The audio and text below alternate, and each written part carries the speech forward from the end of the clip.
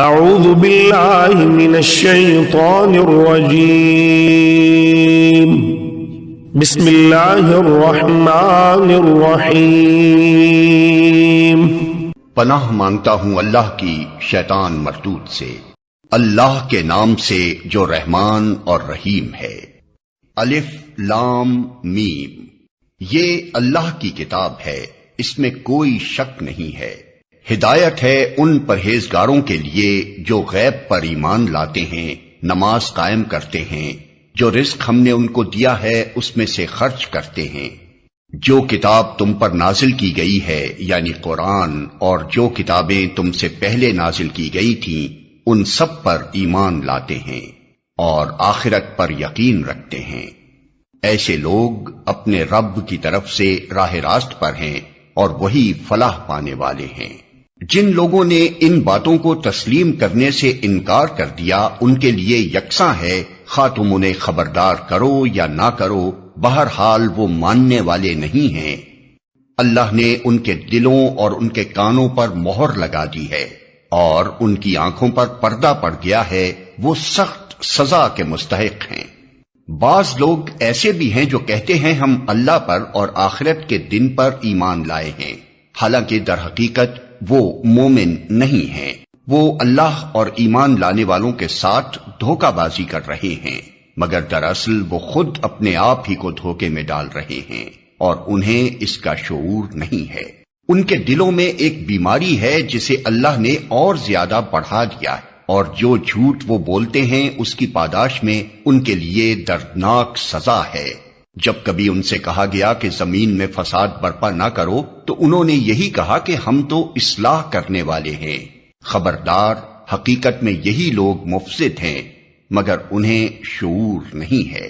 اور جب ان سے کہا گیا کہ جس طرح دوسرے لوگ ایمان لائے ہیں اسی طرح تم بھی ایمان لاؤ تو انہوں نے یہی جواب دیا، کیا ہم بے وقوفوں کی طرح ایمان لائیں؟ خبردار، حقیقت میں تو یہ خود بے وقوف ہیں مگر یہ جانتے نہیں ہیں۔ جب یہ اہل ایمان سے ملتے ہیں تو کہتے ہیں کہ ہم ایمان لائے ہیں، اور جب علیحدگی میں اپنے شیطانوں سے ملتے ہیں تو کہتے ہیں کہ اصل میں تو ہم تمہارے ساتھ ہیں اور ان لوگوں سے محض مذاق کر رہے ہیں۔ اللہ ان سے مذاق کر رہا ہے، وہ ان کی رسی دراز کیے جاتا ہے اور یہ اپنی سرکشی میں اندھوں کی طرح بھٹکتے چلے جاتے ہیں۔ یہ وہ لوگ ہیں جنہوں نے ہدایت کے بدلے گمراہی خرید لی ہے، مگر یہ سودا ان کے لیے نفع بخش نہیں ہے اور یہ ہرگز صحیح راستے پر نہیں ہیں۔ ان کی مثال ایسے ہے جیسے ایک شخص نے آگ روشن کی اور جب اس نے سارے ماحول کو روشن کر دیا تو اللہ نے ان کا نور بصارت سلب کر لیا اور انہیں اس حال پر چھوڑ دیا کہ تاریکیوں میں انہیں کچھ نظر نہیں آتا۔ یہ بہرے ہیں، گونگے ہیں، اندھے ہیں، یہ اب نہ پلٹیں گے۔ یا پھر ان کی مثال یوں سمجھو کہ آسمان سے زور کی بارش ہو رہی ہے اور اس کے ساتھ اندھیری گھٹا اور کڑک اور چمک بھی ہے۔ یہ بجلی کے کڑاکے سن کر اپنی جانوں کے خوف سے کانوں میں انگلیاں ٹھوسے لیتے ہیں، اور اللہ ان منکرین حق کو ہر طرف سے گھیرے میں لیے ہوئے ہے۔ چمک سے ان کی حالت یہ ہو رہی ہے گویا عنقریب بجلی ان کی بصارت اچک لے جائے گی۔ جب ذرا کچھ روشنی انہیں محسوس ہوتی ہے تو اس میں کچھ دور چل لیتے ہیں، اور جب ان پر اندھیرا چھا جاتا ہے تو کھڑے ہو جاتے ہیں۔ اللہ چاہتا تو ان کی سماعت اور بصارت بالکل ہی سلب کر لیتا، یقیناً وہ ہر چیز پر قادر ہے۔ لوگو، بندگی اختیار کرو اپنے اس رب کی جو تمہارا اور تم سے پہلے جو ہو گزرے ہیں ان سب کا خالق ہے۔ تمہارے بچنے کی توقع اسی صورت سے ہو سکتی ہے۔ وہی تو ہے جس نے تمہارے لیے زمین کا فرش بچھایا، آسمان کی چھت بنائی، اوپر سے پانی برسایا اور اس کے ذریعے سے ہر طرح کی پیداوار نکال کر تمہارے لیے رزق بہم پہنچایا۔ پس جب تم یہ جانتے ہو تو دوسروں کو اللہ کے مد مقابل نہ ٹھہراؤ۔ اور اگر تمہیں اس امر میں شک ہے کہ یہ کتاب جو ہم نے اپنے بندے پر اتاری ہے یہ ہماری ہے یا نہیں، تو اس کے مانند ایک ہی صورت بنا لاؤ، اپنے سارے ہم نواؤں کو بلا لو، ایک اللہ کو چھوڑ کر باقی جس جس کی چاہو مدد لے لو، اگر تم سچے ہو تو یہ کام کر کے دکھاؤ۔ لیکن اگر تم نے ایسا نہ کیا اور یقیناً کبھی نہیں کر سکتے تو ڈرو اس آگ سے جس کا ایندھن بنیں گے انسان اور پتھر، جو مہیا کی گئی ہے منکرین حق کے لیے۔ اور اے پیغمبر، جو لوگ اس کتاب پر ایمان لے آئیں اور اس کے مطابق اپنے عمل درست کر لیں، انہیں خوشخبری دے دو کہ ان کے لیے ایسے باغ ہیں جن کے نیچے نہریں بہتی ہوں گی۔ ان باغوں کے پھل صورت میں دنیا کے پھلوں سے ملتے جلتے ہوں گے۔ جب کوئی پھل انہیں کھانے کو دیا جائے گا تو وہ کہیں گے کہ ایسے ہی پھل اس سے پہلے دنیا میں ہم کو دیے جاتے تھے۔ ان کے لیے وہاں پاکیزہ بیویاں ہوں گی اور وہ وہاں ہمیشہ رہیں گے۔ ہاں، اللہ اس سے ہرگز نہیں شرماتا کہ مچھر یا اس سے بھی حقیر تر کسی چیز کی تمثیلیں دے۔ جو لوگ حق بات کو قبول کرنے والے ہیں وہ انہی تمثیلوں کو دیکھ کر جان لیتے ہیں کہ یہ حق ہے جو ان کے رب ہی کی طرف سے آیا ہے، اور جو ماننے والے نہیں ہیں وہ انہیں سن کر کہنے لگتے ہیں کہ ایسی تمثیلوں سے اللہ کو کیا سروکار۔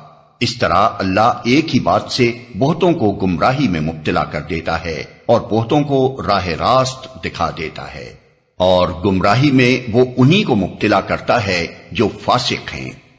اللہ کے عہد کو مضبوط باندھ لینے کے بعد توڑ دیتے ہیں۔ اللہ نے جسے جوڑنے کا حکم دیا ہے اسے کاٹتے ہیں اور زمین میں فساد برپا کرتے ہیں۔ حقیقت میں یہی لوگ نقصان اٹھانے والے ہیں۔ تم اللہ کے ساتھ کفر کا رویہ کیسے اختیار کرتے ہو، حالانکہ تم بے جان تھے، اس نے تم کو زندگی عطا کی، پھر وہی تمہاری جان سلب کرے گا، پھر وہی تمہیں دوبارہ زندگی عطا کرے گا، پھر اسی کی طرف تمہیں پلٹ کر جانا ہے۔ وہی تو ہے جس نے تمہارے لیے زمین کی ساری چیزیں پیدا کی، پھر اوپر کی طرف توجہ فرمائی اور 7 آسمان استوار کیے، اور وہ ہر چیز کا علم رکھنے والا ہے۔ پھر ذرا اس وقت کا تصور کرو جب تمہارے رب نے فرشتوں سے کہا تھا کہ میں زمین میں ایک خلیفہ بنانے والا ہوں۔ انہوں نے عرض کیا، کیا آپ زمین میں کسی ایسے کو مقرر کرنے والے ہیں جو اس کے انتظام کو بگاڑ دے گا اور خون ریزیاں کرے گا؟ آپ کی حمد و ثنا کے ساتھ تسبیح اور آپ کے لیے تقدیس تو ہم کر ہی رہے ہیں۔ فرمایا، میں جانتا ہوں جو کچھ تم نہیں جانتے۔ اس کے بعد اللہ نے آدم کو ساری چیزوں کے نام سکھائے، پھر انہیں فرشتوں کے سامنے پیش کیا اور فرمایا، اگر تمہارا خیال صحیح ہے کہ کسی خلیفہ کے تقرر سے انتظام بگڑ جائے گا تو ذرا ان چیزوں کے نام بتاؤ۔ انہوں نے عرض کیا، نقص سے پاک تو آپ ہی کی ذات ہے، ہم تو بس اتنا ہی علم رکھتے ہیں جتنا آپ نے ہم کو دے دیا ہے۔ حقیقت میں سب کچھ جاننے اور سمجھنے والا آپ کے سوا کوئی نہیں۔ پھر اللہ نے آدم سے کہا، تم انہیں ان چیزوں کے نام بتاؤ۔ جب اس نے ان کو ان سب کے نام بتا دیے تو اللہ نے فرمایا، میں نے تم سے کہا نہ تھا کہ میں آسمانوں اور زمین کی وہ ساری حقیقتیں جانتا ہوں جو تم سے مخفی ہیں۔ جو کچھ تم ظاہر کرتے ہو وہ بھی مجھے معلوم ہے، اور جو کچھ تم چھپاتے ہو اسے بھی میں جانتا ہوں۔ جب اس نے ان کو ان سب کے نام بتا دیے، پھر جب ہم نے فرشتوں کو حکم دیا کہ آدم کے آگے جھک جاؤ تو سب جھک گئے، مگر ابلیس نے انکار کیا۔ وہ اپنی بڑائی کے گھمنڈ میں پڑ گیا اور نافرمانوں میں شامل ہو گیا۔ پھر ہم نے آدم سے کہا کہ تم اور تمہاری بیوی دونوں جنت میں رہو اور یہاں بفراغت جو چاہو کھاؤ، مگر اس درخت کا رخ نہ کرنا ورنہ ظالموں میں شمار ہوگے۔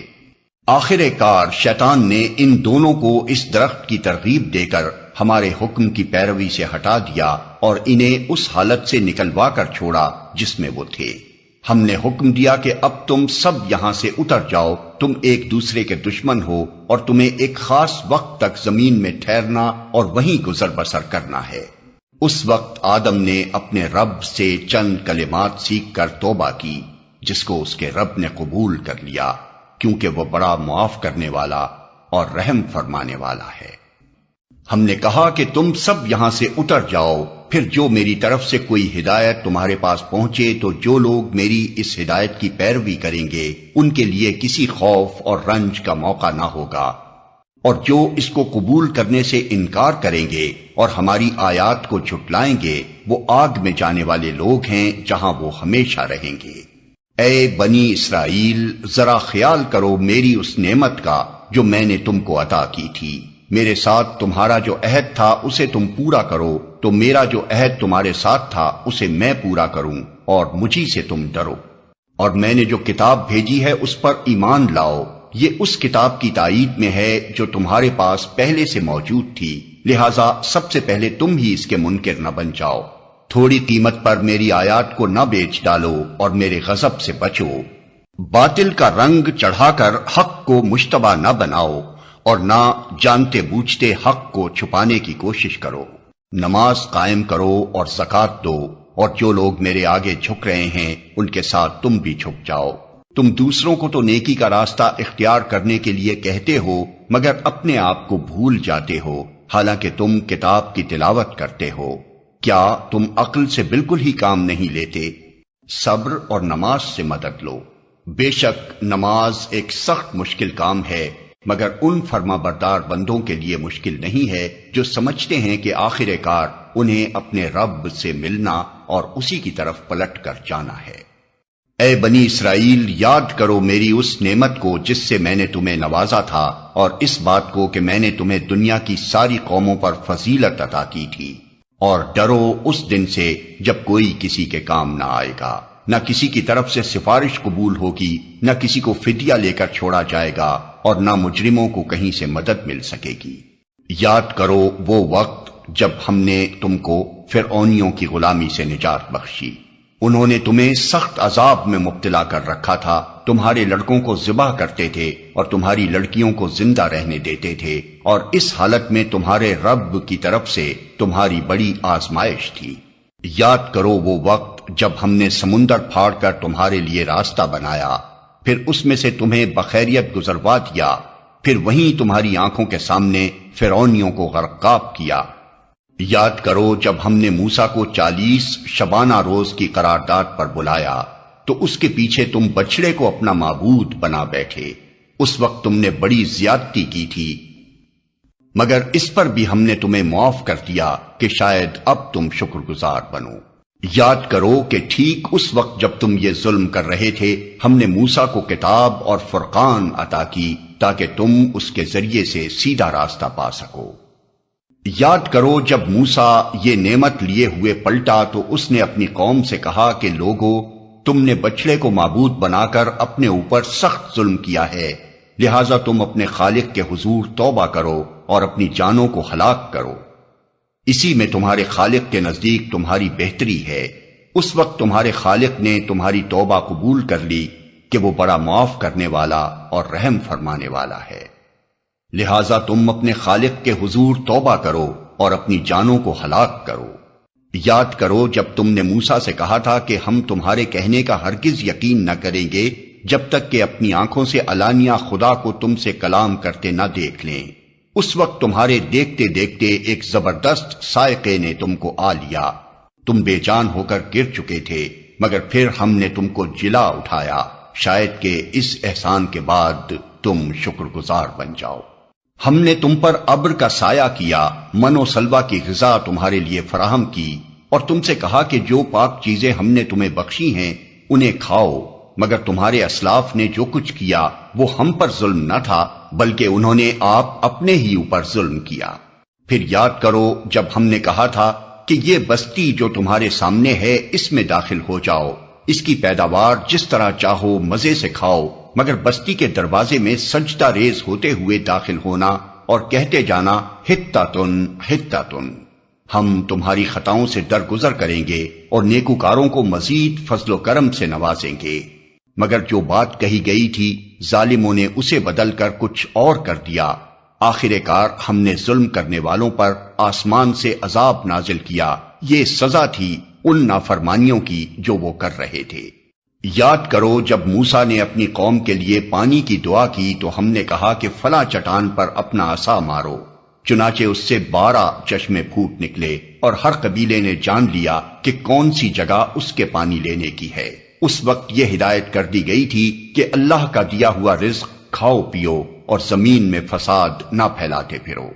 یاد کرو جب تم نے کہا تھا کہ اے موسیٰ ہم ایک ہی طرح کے کھانے پر صبر نہیں کر سکتے، اپنے رب سے دعا کرو کہ ہمارے لیے زمین کی پیداوار، ساگ، ترکاری، کھیرا، ککڑی، گیہوں، لہسن، پیاز، دال وغیرہ پیدا کرے۔ تو موسیٰ نے کہا کیا ایک بہتر چیز کی بجائے تم ادنا درجے کی چیزیں لینا چاہتے ہو؟ اچھا کسی شہری آبادی میں جا رہو، جو کچھ تم مانگتے ہو وہاں مل جائے گا۔ آخر کار نوبت یہاں تک پہنچی کہ ذلت و خواری اور پستی اور بدحالی ان پر مسلط ہو گئی اور وہ اللہ کے غضب میں گر گئے۔ یہ نتیجہ تھا اس کا کہ وہ اللہ کی آیات سے کفر کرنے لگے اور پیغمبروں کو ناحق قتل کرنے لگے۔ یہ نتیجہ تھا ان کی نافرمانیوں کا اور اس بات کا کہ وہ حدود شرع سے نکل جاتے تھے۔ یقین جانو کہ نبی عربی کو ماننے والے ہوں یا یہودی، عیسائی ہوں یا سوابی، جو بھی اللہ اور روز آخر پر ایمان لائے گا اور نیک عمل کرے گا، اس کا اجر اس کے رب کے پاس ہے اور اس کے لیے کسی خوف اور رنج کا موقع نہیں ہے۔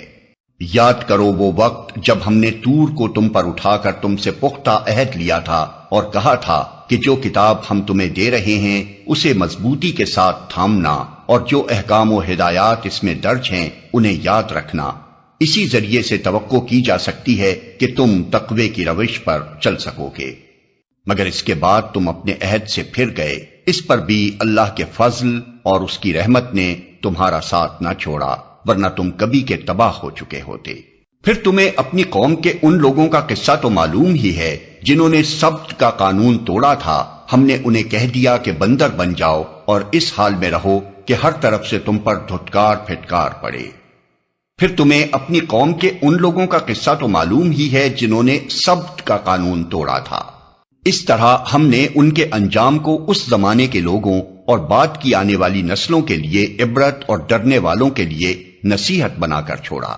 پھر وہ واقعہ یاد کرو جب موسیٰ نے اپنی قوم سے کہا کہ اللہ تمہیں ایک گائے ذبح کرنے کا حکم دیتا ہے۔ کہنے لگے کیا تم ہم سے مذاق کرتے ہو؟ موسیٰ نے کہا میں اس سے خدا کی پناہ مانگتا ہوں کہ جاہلوں کی سی باتیں کروں۔ بولے اچھا اپنے رب سے درخواست کرو کہ وہ ہمیں اس گائے کی کچھ تفصیل بتائے۔ موسیٰ نے کہا اللہ کا ارشاد ہے کہ وہ ایسی گائے ہونی چاہیے جو نہ بوڑھی ہو نہ بچیا بلکہ اوسط عمر کی ہو، لہٰذا جو حکم دیا جاتا ہے اس کی تعمیل کرو۔ پھر کہنے لگے اپنے رب سے یہ اور پوچھ دو کہ اس کا رنگ کیسا ہو۔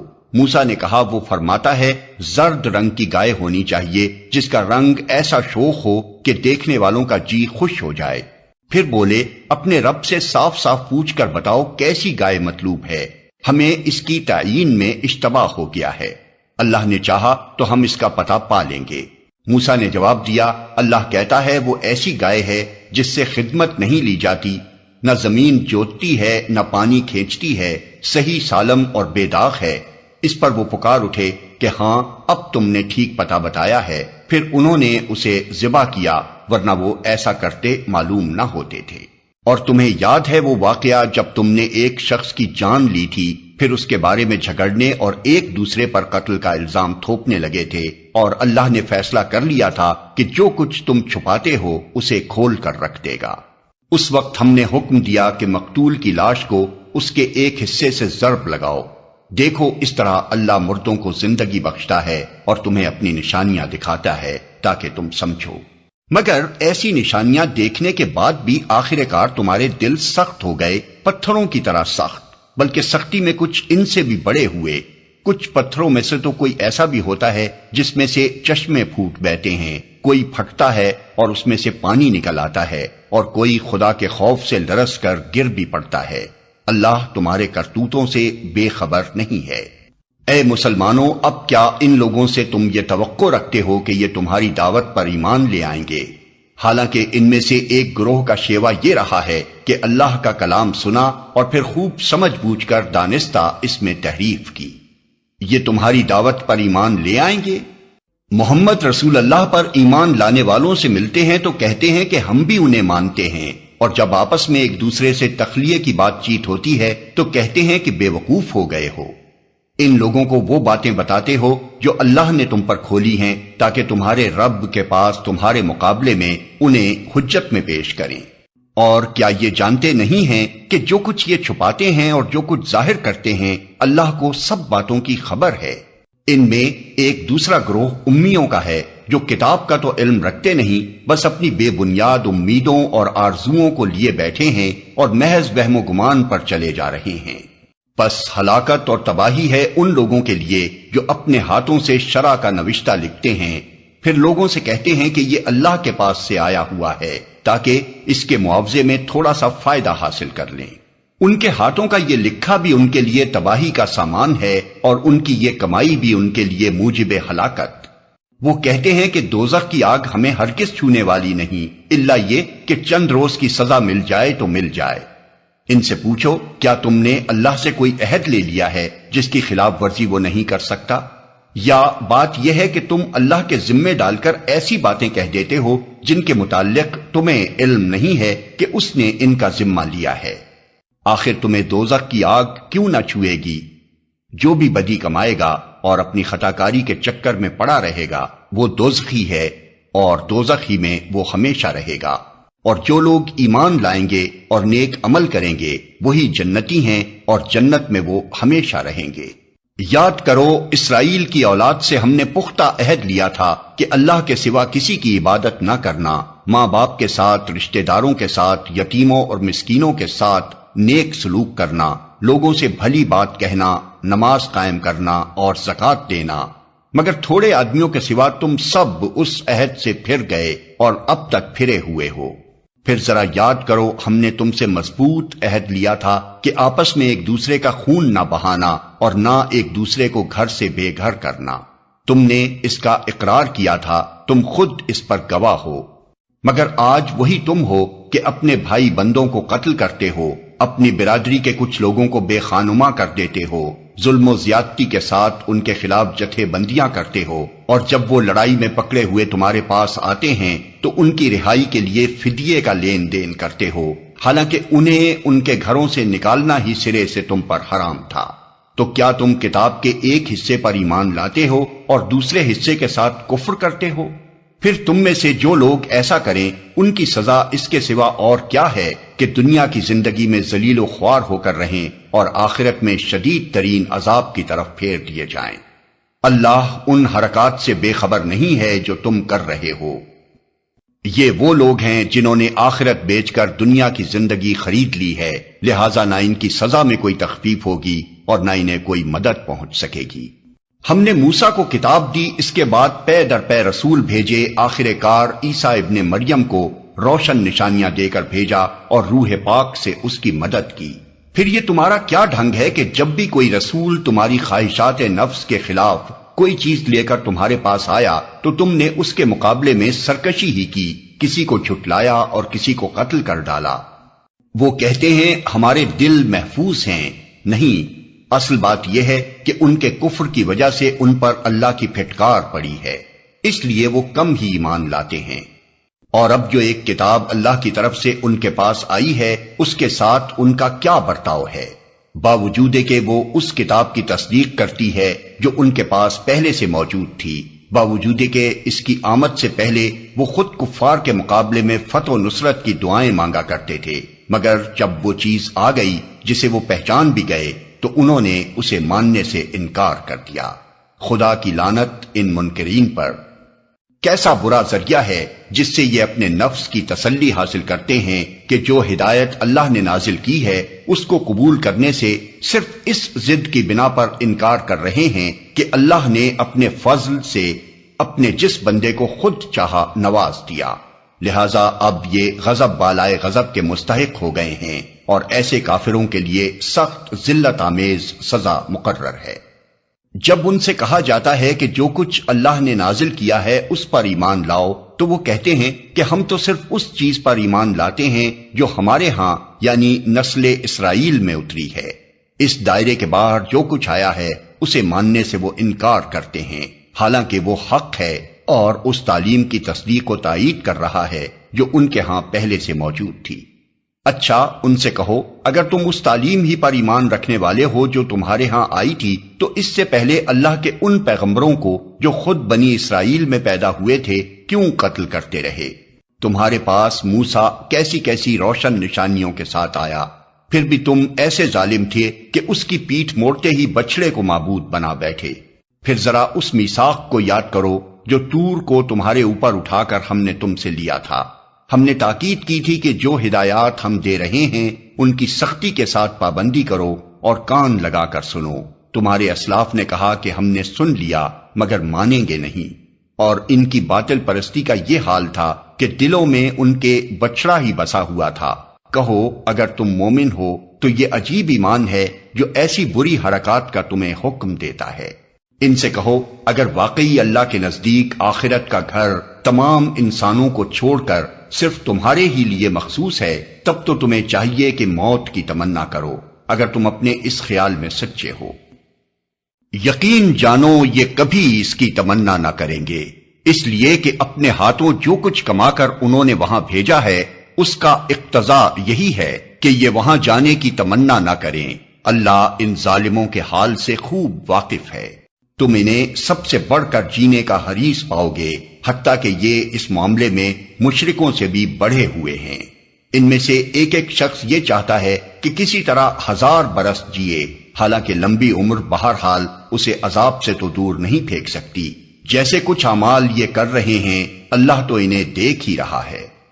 ان سے کہو کہ جو کوئی جبریل سے عداوت رکھتا ہو اسے معلوم ہونا چاہیے کہ جبریل نے اللہ ہی کے اذن سے یہ قرآن تمہارے قلب پر نازل کیا ہے، جو پہلے آئی ہوئی کتابوں کی تصدیق و تائید کرتا ہے اور ایمان لانے والوں کے لیے ہدایت اور کامیابی کی بشارت بن کر آیا ہے۔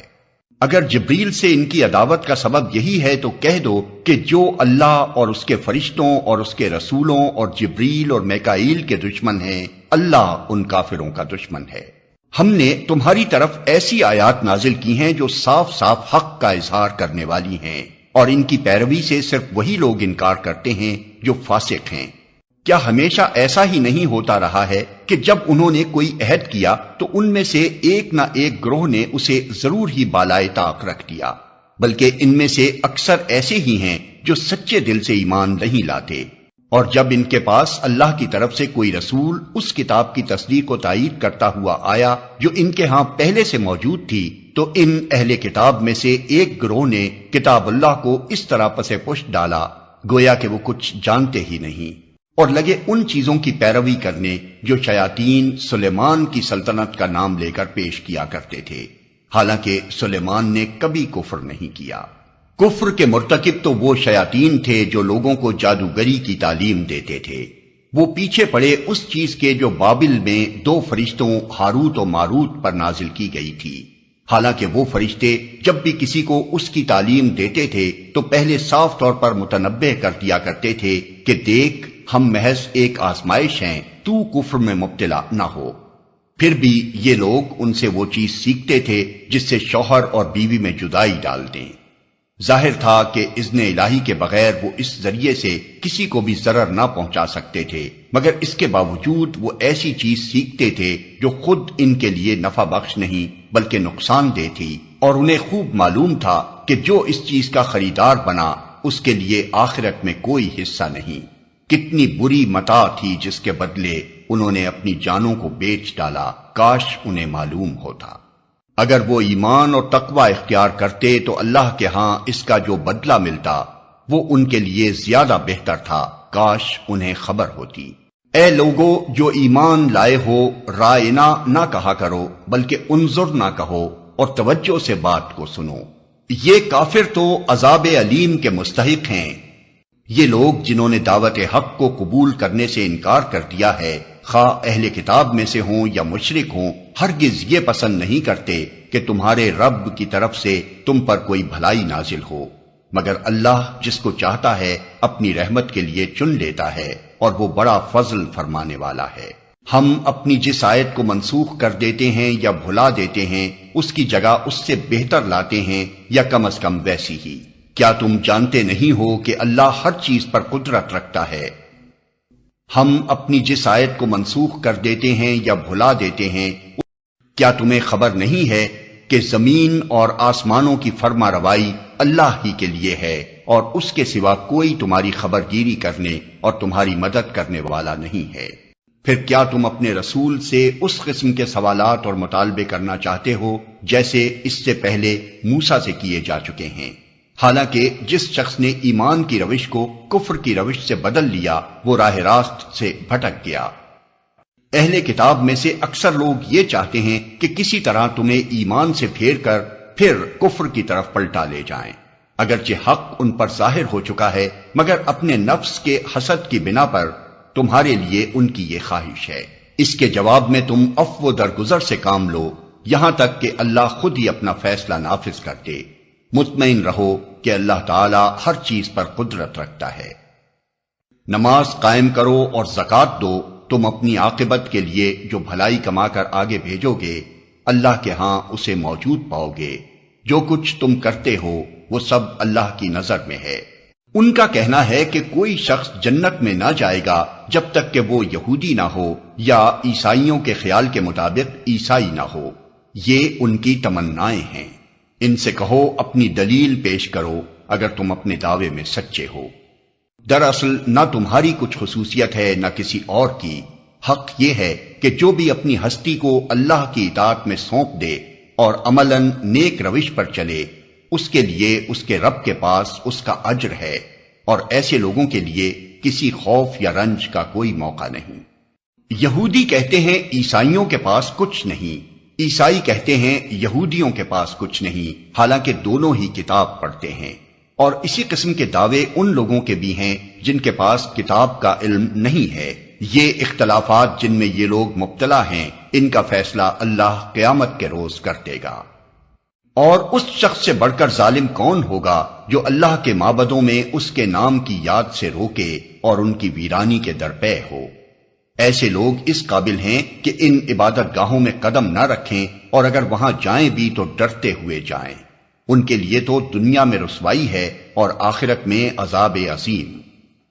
مشرق اور مغرب سب اللہ کے ہیں، جس طرف بھی تم رخ کرو گے اسی طرف اللہ کا رخ ہے۔ اللہ بڑی وسعت والا اور سب کچھ جاننے والا ہے۔ ان کا قول ہے کہ اللہ نے کسی کو بیٹا بنایا ہے، اللہ پاک ہے ان باتوں سے۔ اصل حقیقت یہ ہے کہ زمین اور آسمانوں کی تمام موجودات اس کی ملک ہیں، سب کے سب اس کے مطیع فرمان ہیں۔ وہ آسمانوں اور زمین کا موجد ہے، اور جس بات کا وہ فیصلہ کرتا ہے اس کے لیے بس یہ حکم دیتا ہے کہ ہو جا، اور وہ ہو جاتی ہے۔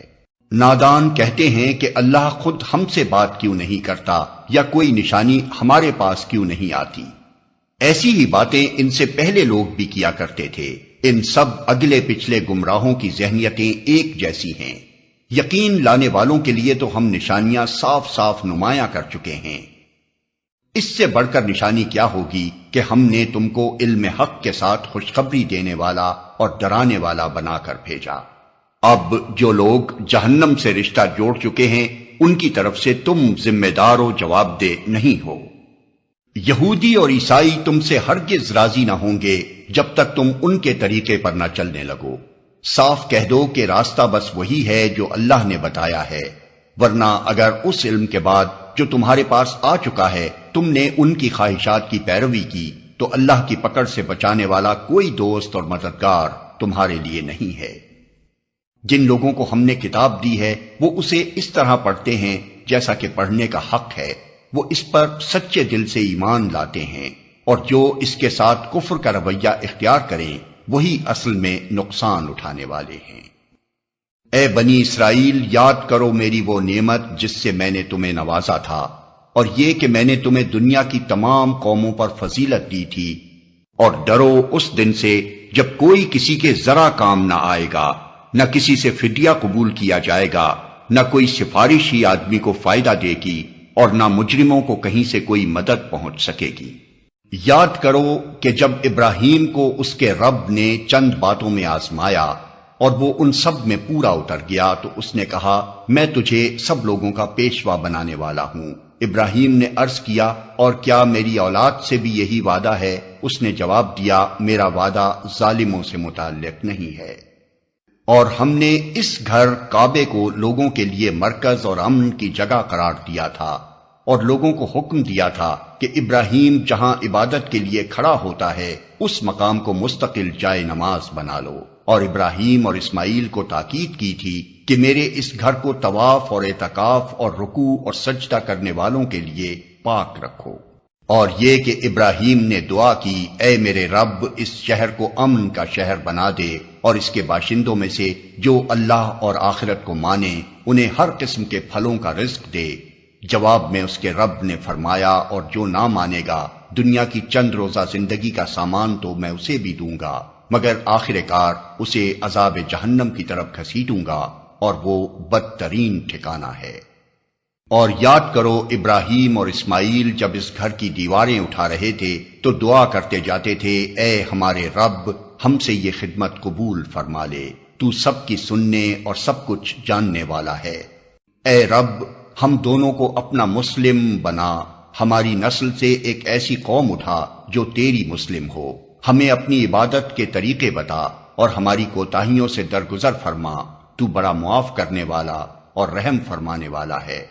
اور اے رب ان لوگوں میں خود انہی کی قوم سے ایک ایسا رسول اٹھائیو جو انہیں تیری آیات سنائے، ان کو کتاب اور حکمت کی تعلیم دے اور ان کی زندگیاں سنوارے، تو بڑا مقتدر اور حکیم ہے۔ اب کون ہے جو ابراہیم کے طریقے سے نفرت کرے؟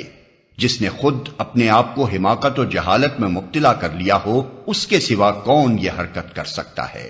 ابراہیم تو وہ شخص ہے جس کو ہم نے دنیا میں اپنے کام کے لیے چن لیا تھا اور آخرت میں اس کا شمار صالحین میں ہوگا۔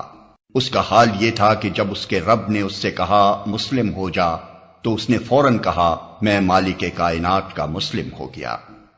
اسی طریقے پر چلنے کی ہدایت اس نے اپنی اولاد کو کی تھی اور اسی کی وصیت یعقوب اپنی اولاد کو کر گیا۔ اس نے کہا تھا کہ میرے بچوں، اللہ نے تمہارے لیے یہی دین پسند کیا ہے، لہٰذا مرتے دم تک مسلم ہی رہنا۔ پھر کیا تم اس وقت موجود تھے جب یعقوب اس دنیا سے رخصت ہو رہا تھا؟ اس نے مرتے وقت اپنے بیٹوں سے پوچھا، بچوں میرے بعد تم کس کی بندگی کرو گے؟ ان سب نے جواب دیا، ہم اسی ایک خدا کی بندگی کریں گے جسے آپ نے اور آپ کے بزرگوں ابراہیم، اسماعیل اور اسحاق نے خدا مانا ہے، اور ہم اسی کے مسلم ہیں۔ وہ کچھ لوگ تھے جو گزر گئے، جو کچھ انہوں نے کمایا وہ ان کے لیے ہے، اور جو کچھ تم کماؤ گے وہ تمہارے لیے ہے۔ تم سے یہ نہ پوچھا جائے گا کہ وہ کیا کرتے تھے۔ یہودی کہتے ہیں یہودی ہو تو راہ راست پاؤ گے، عیسائی کہتے ہیں عیسائی ہو تو ہدایت ملے گی۔ ان سے کہو نہیں، بلکہ سب کو چھوڑ کر ابراہیم کا طریقہ، اور ابراہیم مشرکوں میں سے نہ تھا۔ مسلمانوں کہو کہ ہم ایمان لائے اللہ پر اور اس ہدایت پر جو ہماری طرف نازل ہوئی ہے، اور جو ابراہیم، اسماعیل، اسحاق، یعقوب اور اولاد یعقوب کی طرف نازل ہوئی تھی، اور جو موسیٰ اور عیسیٰ اور دوسرے تمام پیغمبروں کو ان کے رب کی طرف سے دی گئی تھی۔ ہم ان کے درمیان کوئی تفریق نہیں کرتے اور ہم اللہ کے مسلم ہیں۔ پھر اگر وہ اسی طرح ایمان لائیں جس طرح تم لائے ہو تو ہدایت پر ہیں، اور اگر اس سے منہ پھیریں تو کھلی بات ہے کہ وہ ہٹ دھرمی میں پڑ گئے ہیں، لہٰذا اطمینان رکھو کہ ان کے مقابلے میں اللہ تمہاری حمایت کے لیے کافی ہے، وہ سب کچھ سنتا اور جانتا ہے۔ کہو اللہ کا رنگ اختیار کرو، اس کے رنگ سے اچھا اور کس کا رنگ ہوگا، اور ہم اسی کی بندگی کرنے والے لوگ ہیں۔ اے نبی ان سے کہو کیا تم اللہ کے بارے میں ہم سے جھگڑتے ہو، حالانکہ وہی ہمارا رب بھی ہے اور تمہارا رب بھی۔ ہمارے اعمال ہمارے لیے ہیں، تمہارے اعمال تمہارے لیے، اور ہم اللہ ہی کے لیے اپنی بندگی کو خالص کر چکے ہیں۔ یا پھر کیا تمہارا کہنا یہ ہے کہ ابراہیم، اسماعیل، اسحاق، یعقوب اور اولاد یعقوب سب کے سب یہودی تھے یا نصرانی تھے؟ کہو تم زیادہ جانتے ہو یا اللہ؟ اس شخص سے بڑا ظالم اور کون ہوگا جس کے ذمے اللہ کی طرف سے ایک گواہی ہو اور وہ اسے چھپائے؟ تمہاری حرکات سے اللہ غافل تو نہیں ہے۔ وہ کچھ لوگ تھے جو گزر چکے، ان کی کمائی ان کے لیے تھی اور تمہاری کمائی تمہارے لیے، تم سے ان کے اعمال کے متعلق سوال نہیں ہوگا۔ نادان لوگ ضرور کہیں گے انہیں کیا ہوا کہ پہلے یہ جس قبلے کی طرف رخ کر کے نماز پڑھتے تھے اس سے یکایک پھر گئے۔ اے نبی ان سے کہو مشرق اور مغرب سب اللہ کے ہیں، اللہ جسے چاہتا ہے سیدھی راہ دکھا دیتا ہے۔ اور اسی طرح تو ہم نے تمہیں ایک امت وسط بنایا ہے تاکہ تم دنیا کے لوگوں پر گواہ ہو اور رسول تم پر گواہ ہو۔ پہلے جس طرف تم رخ کرتے تھے اس کو تو ہم نے صرف یہ دیکھنے کے لیے قبلہ مقرر کیا تھا کہ کون رسول کی پیروی کرتا ہے اور کون الٹا پھر جاتا ہے۔ یہ معاملہ تھا تو بڑا سخت، مگر ان لوگوں کے لیے کچھ بھی سخت ثابت نہ ہوا جو اللہ کی ہدایت سے فیض یاب تھے۔ اللہ تمہارے اس ایمان کو ہرگز ضائع نہ کرے گا، یقین جانو کہ وہ لوگوں کے حق میں نہایت شفیق و رحیم ہے۔ یہ تمہارے منہ کا بار بار آسمان کی طرف اٹھنا ہم دیکھ رہے ہیں، لو ہم اسی قبلے کی طرف تمہیں پھیرے دیتے ہیں جسے تم پسند کرتے ہو۔ مسجد حرام کی طرف رخ پھیر دو، اب جہاں کہیں تم ہو اسی کی طرف منہ کر کے نماز پڑھا کرو۔ یہ لوگ جنہیں کتاب دی گئی تھی خوب جانتے ہیں کہ تحویل قبلہ کا یہ حکم ان کے رب ہی کی طرف سے ہے اور برحق ہے، مگر اس کے باوجود جو کچھ یہ کر رہے ہیں اللہ اس سے غافل نہیں ہے۔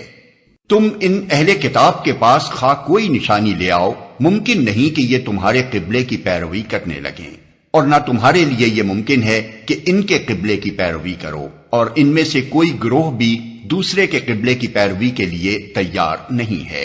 اور اگر تم نے اس علم کے بعد جو تمہارے پاس آ چکا ہے ان کی خواہشات کی پیروی کی تو یقیناً تمہارا شمار ظالموں میں ہوگا۔ جن لوگوں کو ہم نے کتاب دی ہے وہ اس مقام کو جسے قبلہ بنایا گیا ہے ایسا پہچانتے ہیں جیسا اپنی اولاد کو پہچانتے ہیں، مگر ان میں سے ایک گروہ جانتے بوجھتے حق کو چھپا رہا ہے۔ یہ قطعی ایک امر حق ہے تمہارے رب کی طرف سے، لہذا اس کے متعلق تم ہرگز کسی شک میں نہ پڑو۔ ہر ایک کے لیے ایک رخ ہے جس کی طرف وہ مڑتا ہے، بس تم بھلائیوں کی طرف سبقت کرو۔ جہاں بھی تم ہوگے اللہ تمہیں پا لے گا، اس کی قدرت سے کوئی چیز باہر نہیں۔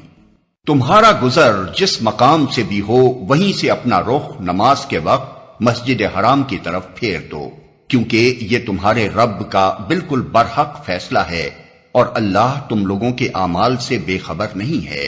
اور جہاں سے بھی تمہارا گزر ہو اپنا رخ مسجد حرام ہی کی طرف پھیرا کرو، اور جہاں بھی تم ہو اسی کی طرف منہ کر کے نماز پڑھو تاکہ لوگوں کو تمہارے خلاف کوئی حجت نہ ملے۔ ہاں، جو ظالم ہیں ان کی زبان کسی حال میں بند نہ ہوگی، تو ان سے تم نہ ڈرو بلکہ مجھ سے ڈرو، اور اس لیے کہ میں تم پر اپنی نعمت پوری کر دوں، اور اس توقع پر کہ میرے اس حکم کی پیروی سے تم اسی طرح فلاح کا راستہ پاؤ گے جس طرح تمہیں اس چیز سے فلاح نصیب ہوئی کہ میں نے تمہارے درمیان خود تم میں سے ایک رسول بھیجا جو تمہیں میری آیات سناتا ہے، تمہاری زندگیوں کو سنوارتا ہے، تمہیں کتاب اور حکمت کی تعلیم دیتا ہے، اور تمہیں وہ باتیں سکھاتا ہے جو تم نہ جانتے تھے۔ لہذا تم مجھے یاد رکھو، میں تمہیں یاد رکھوں گا، اور میرا شکر ادا کرو، کفران نعمت نہ کرو۔ اے لوگو جو ایمان لائے ہو، صبر اور نماز سے مدد لو، اللہ صبر کرنے والوں کے ساتھ ہے۔ اور جو لوگ اللہ کی راہ میں مارے جائیں انہیں مردہ نہ کہو، ایسے لوگ تو حقیقت میں زندہ ہیں مگر تمہیں ان کی زندگی کا شعور نہیں ہوتا۔ اور ہم ضرور تمہیں خوف و خطر، فاقہ کشی، جان و مال کے نقصانات اور آمدنیوں کے گھاٹے میں مبتلا کر کے تمہاری آزمائش کریں گے۔ ان حالات میں جو لوگ صبر کریں اور جب کوئی مصیبت پڑے تو کہیں کہ ہم اللہ ہی کے ہیں اور اللہ ہی کی طرف ہمیں پلٹ کر جانا ہے، انہیں خوشخبری دے دو، ان پر ان کے رب کی طرف سے بڑی عنایات ہوں گی، اس کی رحمت ان پر سایہ کرے گی، اور ایسے ہی لوگ راست رو ہیں۔ یقیناً صفا اور مروہ اللہ کی نشانیوں میں سے ہیں، لہذا جو شخص بیت اللہ کا حج یا عمرہ کرے اس کے لیے کوئی گناہ کی بات نہیں کہ وہ ان دونوں پہاڑیوں کے درمیان سعی کر لے، اور جو برضا و رغبت کوئی بھلائی کا کام کرے گا اللہ کو اس کا علم ہے اور وہ اس کی قدر کرنے والا ہے۔ جو لوگ ہماری نازل کی ہوئی روشن تعلیمات اور ہدایات کو چھپاتے ہیں، دراں حالے کہ ہم انہیں سب انسانوں کی رہنمائی کے لیے اپنی کتاب میں بیان کر چکے ہیں، یقین جانو کہ اللہ بھی ان پر لعنت کرتا ہے اور تمام لعنت کرنے والے بھی ان پر لعنت بھیجتے ہیں۔ البتہ جو اس روش سے باز آ جائیں اور اپنے طرز عمل کی اصلاح کر لیں اور جو کچھ چھپاتے تھے اسے بیان کرنے لگیں، ان کو میں معاف کر دوں گا، اور میں بڑا درگزر کرنے والا اور رحم کرنے والا ہوں۔ جن لوگوں نے کفر کا رویہ اختیار کیا اور کفر کی حالت ہی میں جان دی، ان پر اللہ اور فرشتوں اور تمام انسانوں کی لعنت ہے۔ اسی لعنت زدگی کی حالت میں وہ ہمیشہ رہیں گے، نہ ان کی سزا میں تخفیف ہوگی اور نہ انہیں پھر کوئی دوسری مہلت دی جائے گی۔ تمہارا خدا ایک ہی خدا ہے، اس رحمان اور رحیم کے سوا کوئی اور خدا نہیں۔ اس حقیقت کو پہچاننے کے لیے اگر کوئی نشانی اور علامت درکار ہے تو جو لوگ عقل سے کام لیتے ہیں ان کے لیے آسمانوں اور زمین کی ساخت میں، رات اور دن کے پہم ایک دوسرے کے بعد آنے میں، ان کشتیوں میں جو انسان کے نفع کی چیزیں لیے ہوئے دریاؤں اور سمندروں میں چلتی پھرتی ہیں، بارش کے اس پانی میں جسے اللہ اوپر سے برساتا ہے، پھر اس کے ذریعے سے زمین کو زندگی بخشتا ہے اور اپنے اسی انتظام کی بدولت زمین میں ہر قسم کی جاندار مخلوق کو پھیلاتا ہے، ہواؤں کی گردش میں اور ان بادلوں میں جو آسمان اور زمین کے درمیان تابع فرمان بنا کر رکھے گئے ہیں، بے شمار نشانیاں ہیں۔ مگر وحدت خداوندی پر دلالت کرنے والے ان کھلے کھلے آثار کے ہوتے ہوئے بھی کچھ لوگ ایسے ہیں جو اللہ کے سوا دوسروں کو اس کا ہمسر اور مد مقابل بناتے ہیں، اور ان کے ایسے گرویدہ ہیں جیسے اللہ کے ساتھ گرویدگی ہونی چاہیے، حالانکہ ایمان رکھنے والے لوگ سب سے بڑھ کر اللہ کو محبوب رکھتے ہیں۔ کاش جو کچھ عذاب کو سامنے دیکھ کر انہیں سوجنے والا ہے وہ آج ہی ان ظالموں کو سوج جائے کہ ساری طاقتیں اور سارے اختیارات اللہ ہی کے قبضے میں ہیں، اور یہ کہ اللہ سزا دینے میں بھی بہت سخت ہے۔ جب وہ سزا دے گا اس وقت کیفیت یہ ہوگی کہ وہی پیشوا اور رہنما جن کی دنیا میں پیروی کی گئی تھی اپنے پیروں سے بے تعلقی ظاہر کریں گے، مگر سزا پا کر رہیں گے، اور ان کے سارے اسباب و وسائل کا سلسلہ کٹ جائے گا۔ اور وہ لوگ جو دنیا میں ان کی پیروی کرتے تھے کہیں گے کہ کاش ہم کو پھر ایک موقع دیا جاتا تو جس طرح آج یہ ہم سے بیزاری ظاہر کر رہے ہیں ہم ان سے بیزار ہو کر دکھا دیتے۔ یوں اللہ ان لوگوں کے وہ اعمال جو یہ دنیا میں کر رہے ہیں ان کے سامنے اس طرح لائے گا کہ یہ حسرتوں اور پشیمانیوں کے ساتھ ہاتھ ملتے رہیں گے، مگر آگ سے نکلنے کی کوئی راہ نہ پائیں گے۔ لوگو، زمین میں جو حلال اور پاک چیزیں ہیں انہیں کھاؤ اور شیطان کے بتائے ہوئے راستوں پر نہ چلو، وہ تمہارا کھلا دشمن ہے۔ تمہیں بدی اور فحش کا حکم دیتا ہے اور یہ سکھاتا ہے کہ تم اللہ کے نام پر وہ باتیں کہو جن کے متعلق تمہیں علم نہیں ہے کہ وہ اللہ نے فرمائی ہیں۔ ان سے جب کہا جاتا ہے کہ اللہ نے جو احکام نازل کیے ہیں ان کی پیروی کرو تو جواب دیتے ہیں کہ ہم تو اسی طریقے کی پیروی کریں گے جس پر ہم نے اپنے باپ دادا کو پایا ہے۔ اچھا، اگر ان کے باپ دادا نے عقل سے کچھ بھی کام نہ لیا ہو اور راہ راست نہ پائی ہو تو کیا پھر بھی یہ انہی کی پیروی کیے چلے جائیں گے؟ یہ لوگ جنہوں نے خدا کے بتائے ہوئے طریقے پر چلنے سے انکار کر دیا ہے، ان کی حالت بالکل ایسی ہے جیسے چرواہا جانوروں کو پکارتا ہے اور وہ ہانک پکار کی صدا کے سوا کچھ نہیں سنتے۔ یہ بہرے ہیں، گونگے ہیں، اندھے ہیں، اس لیے کوئی بات ان کی سمجھ میں نہیں آتی۔ اے لوگو جو ایمان لائے ہو، اگر تم حقیقت میں اللہ ہی کی بندگی کرنے والے ہو تو جو پاک چیزیں ہم نے تمہیں بخشی ہیں انہیں بے تکلف کھاؤ اور اللہ کا شکر ادا کرو۔ اللہ کی طرف سے اگر کوئی پابندی تم پر ہے تو وہ یہ ہے کہ مردار نہ کھاؤ، خون سے اور سور کے گوشت سے پرہیز کرو، اور کوئی ایسی چیز نہ کھاؤ جس پر اللہ کے سوا کسی اور کا نام لیا گیا ہو۔ ہاں، جو شخص مجبوری کی حالت میں ہو اور وہ ان میں سے کوئی چیز کھا لے بغیر اس کے کہ وہ قانون شکنی کا ارادہ رکھتا ہو یا ضرورت کی حد سے تجاوز کرے تو اس پر کچھ گناہ نہیں، اللہ بخشنے والا اور رحم کرنے والا ہے۔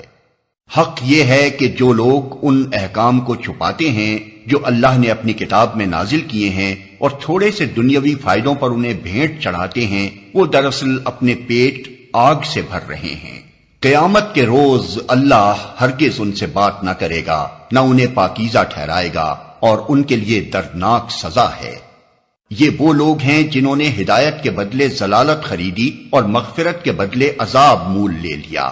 کیسا عجیب ہے ان کا حوصلہ کہ جہنم کا عذاب برداشت کرنے کے لیے تیار ہیں۔ یہ سب کچھ اس وجہ سے ہوا کہ اللہ نے تو ٹھیک ٹھیک حق کے مطابق کتاب نازل کی تھی، مگر جن لوگوں نے کتاب میں اختلافات نکالے وہ اپنے جھگڑوں میں حق سے بہت دور نکل گئے۔ نیکی یہ نہیں ہے کہ تم نے اپنے چہرے مشرق کی طرف کر لیے یا مغرب کی طرف، بلکہ نیکی یہ ہے کہ آدمی اللہ کو اور یوم آخر اور ملائکہ کو اور اللہ کی نازل کی ہوئی کتاب اور اس کے پیغمبروں کو دل سے مانے، اور اللہ کی محبت میں اپنا دل پسند مال رشتہ داروں اور یتیموں پر، مسکینوں اور مسافروں پر، مدد کے لیے ہاتھ پھیلانے والوں پر اور غلاموں کی رہائی پر خرچ کرے، نماز قائم کرے اور زکوٰۃ دے۔ اور نیک وہ لوگ ہیں کہ جب عہد کریں تو اسے وفا کریں، اور تنگی و مصیبت کے وقت میں اور حق و باطل کی جنگ میں صبر کریں۔ یہ ہیں راست باز لوگ، اور یہی لوگ متقی ہیں۔ اے لوگو جو ایمان لائے ہو، تمہارے لیے قتل کے مقدموں میں قصاص کا حکم لکھ دیا گیا ہے۔ آزاد آدمی نے قتل کیا ہو تو اس آزاد ہی سے بدلہ لیا جائے، غلام قاتل ہو تو وہ غلام ہی قتل کیا جائے، اور عورت اس جرم کی مرتکب ہو تو اس عورت ہی سے قصاص لیا جائے۔ ہاں اگر کسی قاتل کے ساتھ اس کا بھائی کچھ نرمی کرنے کے لیے تیار ہو تو معروف طریقے کے مطابق خون بہا کا تصفیہ ہونا چاہیے، اور قاتل کو لازم ہے کہ راستی کے ساتھ خون بہا ادا کرے۔ یہ تمہارے رب کی طرف سے تخفیف اور رحمت ہے، اس پر بھی جو زیادتی کرے اس کے لیے دردناک سزا ہے۔ عقل و خرد رکھنے والو، تمہارے لیے قصاص میں زندگی ہے، امید ہے کہ تم اس قانون کی خلاف ورزی سے پرہیز کرو گے۔ تم پر فرض کیا گیا ہے کہ جب تم میں سے کسی کی موت کا وقت آئے اور وہ اپنے پیچھے مال چھوڑ رہا ہو تو والدین اور رشتہ داروں کے لیے معروف طریقے سے وصیت کرے، یہ حق ہے متقی لوگوں پر۔ پھر جنہوں نے وصیت سنی اور بعد میں اسے بدل ڈالا تو اس کا گناہ ان بدلنے والوں پر ہوگا، اللہ سب کچھ سنتا اور جانتا ہے۔ البتہ جس کو یہ اندیشہ ہو کہ وصیت کرنے والے نے نادانستہ یا قصدن حق تلفی کی ہے اور پھر معاملے سے تعلق رکھنے والوں کے درمیان وہ اصلاح کرے تو اس پر کچھ گناہ نہیں ہے، اللہ بخشنے والا اور رحم فرمانے والا ہے۔ اے لوگو جو ایمان لائے ہو، تم پر روزے فرض کر دیے گئے جس طرح تم سے پہلے انبیاء کے پیرووں پر فرض کیے گئے تھے۔ اس سے توقع ہے کہ تم میں تقوی کی صفت پیدا ہوگی۔ چند مقرر دنوں کے روزے ہیں، اگر تم میں سے کوئی بیمار ہو یا سفر پر ہو تو دوسرے دنوں میں اتنی ہی تعداد پوری کر لے، اور جو لوگ روزہ رکھنے کی قدرت رکھتے ہوں پھر نہ رکھیں تو وہ فدیہ دیں۔ ایک روزے کا فدیہ ایک مسکین کو کھانا کھلانا ہے، اور جو اپنی خوشی سے کچھ زیادہ بھلائی کرے تو یہ اسی کے لیے بہتر ہے۔ لیکن اگر تم سمجھو تو تمہارے حق میں اچھا یہی ہے کہ روزہ رکھو۔ رمضان وہ مہینہ ہے جس میں قرآن نازل کیا گیا، جو انسانوں کے لیے سراسر ہدایت ہے اور ایسی واضح تعلیمات پر مشتمل ہے جو راہ راست دکھانے والی اور حق و باطل کا فرق کھول کر رکھ دینے والی ہیں۔ لہذا اب سے جو شخص اس مہینے کو پائے اس کو لازم ہے کہ اس پورے مہینے کے روزے رکھے، اور جو کوئی مریض ہو یا سفر پر ہو تو وہ دوسرے دنوں میں روزوں کی تعداد پوری کرے۔ اللہ تمہارے ساتھ نرمی کرنا چاہتا ہے، سختی کرنا نہیں چاہتا، اس لیے یہ طریقہ تمہیں بتایا جا رہا ہے تاکہ تم روزوں کی تعداد پوری کر سکو، اور جس ہدایت سے اللہ نے تمہیں سرفراز کیا ہے اس پر اللہ کی کبریائی کا اظہار و اعتراف کرو اور شکر گزار بنو۔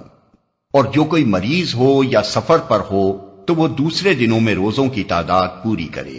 اور اے نبی، میرے بندے اگر تم سے میرے متعلق پوچھیں تو انہیں بتا دو کہ میں ان سے قریب ہی ہوں، پکارنے والا جب مجھے پکارتا ہے میں اس کی پکار سنتا اور جواب دیتا ہوں، لہٰذا انہیں چاہیے کہ میری دعوت پر لبیک کہیں اور مجھ پر ایمان لائیں۔ یہ بات تم انہیں سنا دو، شاید کہ وہ راہ راست پا لیں۔ تمہارے لیے روزوں کے زمانے میں راتوں کو اپنی بیویوں کے پاس جانا حلال کر دیا گیا ہے، وہ تمہارے لیے لباس ہیں اور تم ان کے لیے۔ اللہ کو معلوم ہو گیا کہ تم لوگ چپکے چپکے اپنے آپ سے خیانت کر رہے تھے، مگر اس نے تمہارا قصور معاف کر دیا اور تم سے درگزر فرمایا۔ اب تم اپنی بیویوں کے ساتھ شب باشی کرو، اور جو لطف اللہ نے تمہارے لیے جائز کر دیا ہے اسے حاصل کرو۔ نیز راتوں کو کھاؤ پیو یہاں تک کہ تم کو سیاہی شب کی دھاری سے سپیدہ صبح کی دھاری نمایاں نظر آ جائے، تب یہ سب کام چھوڑ کر رات تک اپنا روزہ پورا کرو، اور جب تم مسجدوں میں معتکف ہو تو بیویوں سے مباشرت نہ کرو، یہ اللہ کی باندھی ہوئی حدیں ہیں، ان کے قریب نہ پھٹکنا۔ اس طرح اللہ اپنے احکام لوگوں کے لیے بصراحت بیان کرتا ہے، توقع ہے کہ وہ غلط رویے سے بچیں گے۔ اور تم لوگ نہ تو آپس میں ایک دوسرے کے مال ناروا طریقے سے کھاؤ اور نہ حاکموں کے آگے ان کو اس غرض کے لیے پیش کرو کہ تمہیں دوسرے کے مال کا کوئی حصہ قصداً ظالمانہ طریقے سے کھانے کا موقع مل جائے۔ لوگ تم سے چاند کی گھٹتی بڑھتی صورتوں کے متعلق پوچھتے ہیں، کہو یہ لوگوں کے لیے تاریخوں کی تعیین کی اور حج کی علامتیں ہیں۔ نیز ان سے کہو یہ کوئی نیکی کا کام نہیں ہے کہ تم اپنے گھروں میں پیچھے کی طرف سے داخل ہوتے ہو، نیکی تو اصل میں یہ ہے کہ آدمی اللہ کی ناراضی سے بچے، لہذا تم اپنے گھروں میں دروازے ہی سے آیا کرو، البتہ اللہ سے ڈرتے رہو، شاید کہ تمہیں فلاح نصیب ہو جائے۔ اور تم اللہ کی راہ میں ان لوگوں سے لڑو جو تم سے لڑتے ہیں، مگر زیادتی نہ کرو کہ اللہ زیادتی کرنے والوں کو پسند نہیں کرتا۔ ان سے لڑو جہاں بھی تمہارا ان سے مقابلہ پیش آئے، اور انہیں نکالو جہاں سے انہوں نے تم کو نکالا ہے، اس لیے کہ قتل اگرچہ برا ہے مگر فتنہ اس سے بھی زیادہ برا ہے۔ اور مسجد حرام کے قریب جب تک وہ تم سے نہ لڑیں تم بھی نہ لڑو، مگر جب وہ وہاں لڑنے سے نہ چوکیں تو تم بھی بے تکلف انہیں مارو، کہ ایسے کافروں کی یہی سزا ہے۔ پھر اگر وہ باز آ جائیں تو جان لو کہ اللہ معاف کرنے والا اور رحم فرمانے والا ہے۔ تم ان سے لڑتے رہو یہاں تک کہ فتنہ باقی نہ رہے اور دین اللہ کے لیے ہو جائے۔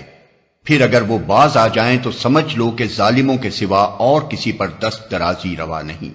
ماہ حرام کا بدلہ ماہ حرام ہی ہے، اور تمام حرمتوں کا لحاظ برابری کے ساتھ ہوگا، لہذا جو تم پر دست درازی کرے تم بھی اسی طرح اس پر دست درازی کرو، البتہ اللہ سے ڈرتے رہو اور یہ جان رکھو کہ اللہ انہی لوگوں کے ساتھ ہے جو اس کی حدود توڑنے سے پرہیز کرتے ہیں۔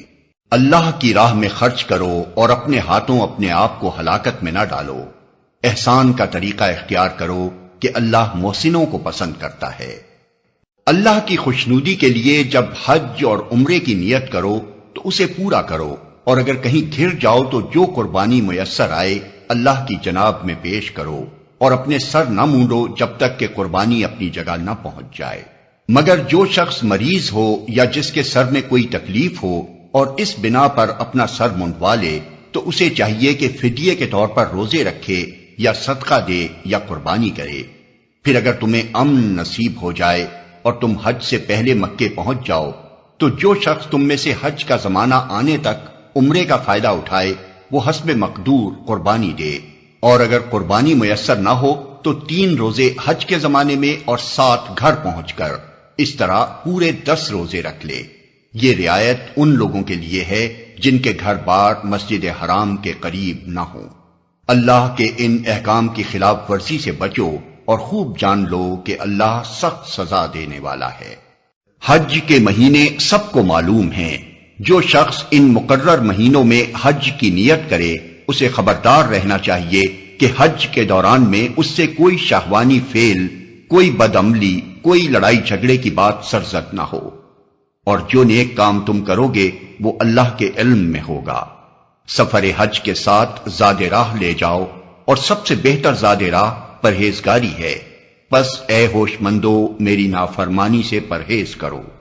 اور اگر حج کے ساتھ ساتھ تم اپنے رب کا فضل بھی تلاش کرتے جاؤ تو اس میں کوئی مذائقہ نہیں۔ پھر جب عرفات سے چلو تو مشعر حرام یعنی مزدلفہ کے پاس ٹھہر کر اللہ کو یاد کرو، اور اس طرح یاد کرو جس کی ہدایت اس نے تمہیں دی ہے، ورنہ اس سے پہلے تو تم لوگ بھٹکے ہوئے تھے۔ پھر جہاں سے اور سب لوگ پلٹتے ہیں وہیں سے تم بھی پلٹو اور اللہ سے معافی چاہو، یقیناً وہ معاف کرنے والا اور رحم فرمانے والا ہے۔ پھر جب اپنے حج کے ارکان ادا کر چکو تو جس طرح پہلے اپنے آباء و اجداد کا ذکر کرتے تھے اسی طرح اب اللہ کا ذکر کرو، بلکہ اس سے بھی بڑھ کر۔ مگر اللہ کو یاد کرنے والے لوگوں میں بھی بہت فرق ہے۔ ان میں سے کوئی تو ایسا ہے جو کہتا ہے کہ اے ہمارے رب ہمیں دنیا ہی میں سب کچھ دے دے، ایسے شخص کے لیے آخرت میں کوئی حصہ نہیں۔ اور کوئی کہتا ہے کہ اے ہمارے رب ہمیں دنیا میں بھی بھلائی دے اور آخرت میں بھی بھلائی، اور آگ کے عذاب سے ہمیں بچا۔ ایسے لوگ اپنی کمائی کے مطابق دونوں جگہ حصہ پائیں گے، اور اللہ کو حساب چکاتے کچھ دیر نہیں لگتی۔ یہ گنتی کے چند روز ہیں جو تمہیں اللہ کی یاد میں بسر کرنے چاہیے، پھر جو کوئی جلدی کر کے 2 ہی دن میں واپس ہو گیا تو کوئی حرج نہیں، اور جو کچھ دیر زیادہ ٹھہر کر پلٹا تو بھی کوئی حرج نہیں، بشرطے کہ یہ دن اس نے تقوی کے ساتھ بسر کیے ہوں۔ اللہ کی نافرمانی سے بچو اور خوب جان رکھو کہ ایک روز اس کے حضور میں تمہاری پیشی ہونے والی ہے۔ انسانوں میں کوئی تو ایسا ہے جس کی باتیں دنیا کی زندگی میں تمہیں بہت بھلی معلوم ہوتی ہیں، اور اپنی نیک نیتی پر وہ بار بار خدا کو گواہ ٹھہراتا ہے، مگر حقیقت میں وہ بدترین دشمن حق ہوتا ہے۔ جب اسے اقتدار حاصل ہو جاتا ہے تو زمین میں اس کی ساری دوڑ دھوپ اس لیے ہوتی ہے کہ فساد پھیلائے، کھیتوں کو غارت کرے اور نسل انسانی کو تباہ کرے، حالانکہ اللہ جسے وہ گواہ بنا رہا تھا فساد کو ہرگز پسند نہیں کرتا۔ اور جب اس سے کہا جاتا ہے کہ اللہ سے ڈر تو اپنے وقار کا خیال اس کو گناہ پر جما دیتا ہے۔ ایسے شخص کے لیے تو بس جہنم ہی کافی ہے، اور وہ بہت برا ٹھکانہ ہے۔ دوسری طرف انسانوں ہی میں کوئی ایسا بھی ہے جو رضائے الہی کی طلب میں اپنی جان کھپا دیتا ہے، اور ایسے بندوں پر اللہ بہت مہربان ہے۔ اے ایمان لانے والو، تم پورے کے پورے اسلام میں آ جاؤ، اور شیطان کی پیروی نہ کرو کہ وہ تمہارا کھلا دشمن ہے۔ جو صاف صاف ہدایات تمہارے پاس آ چکی ہیں، اگر ان کو پا لینے کے بعد پھر تم نے لغزش کھائی تو خوب جان رکھو کہ اللہ سب پر غالب اور حکیم و دانا ہے۔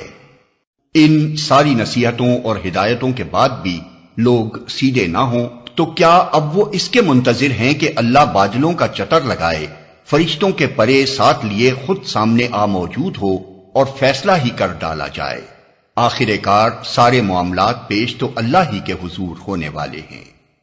بنی اسرائیل سے پوچھو کیسی کھلی کھلی نشانیاں ہم نے انہیں دکھائی ہیں، اور پھر یہ بھی انہی سے پوچھ لو کہ اللہ کی نعمت پانے کے بعد جو قوم اس کو شقاوت سے بدلتی ہے اسے اللہ کیسی سخت سزا دیتا ہے۔ جن لوگوں نے کفر کی راہ اختیار کی ہے ان کے لیے دنیا کی زندگی بڑی محبوب و دل پسند بنا دی گئی ہے۔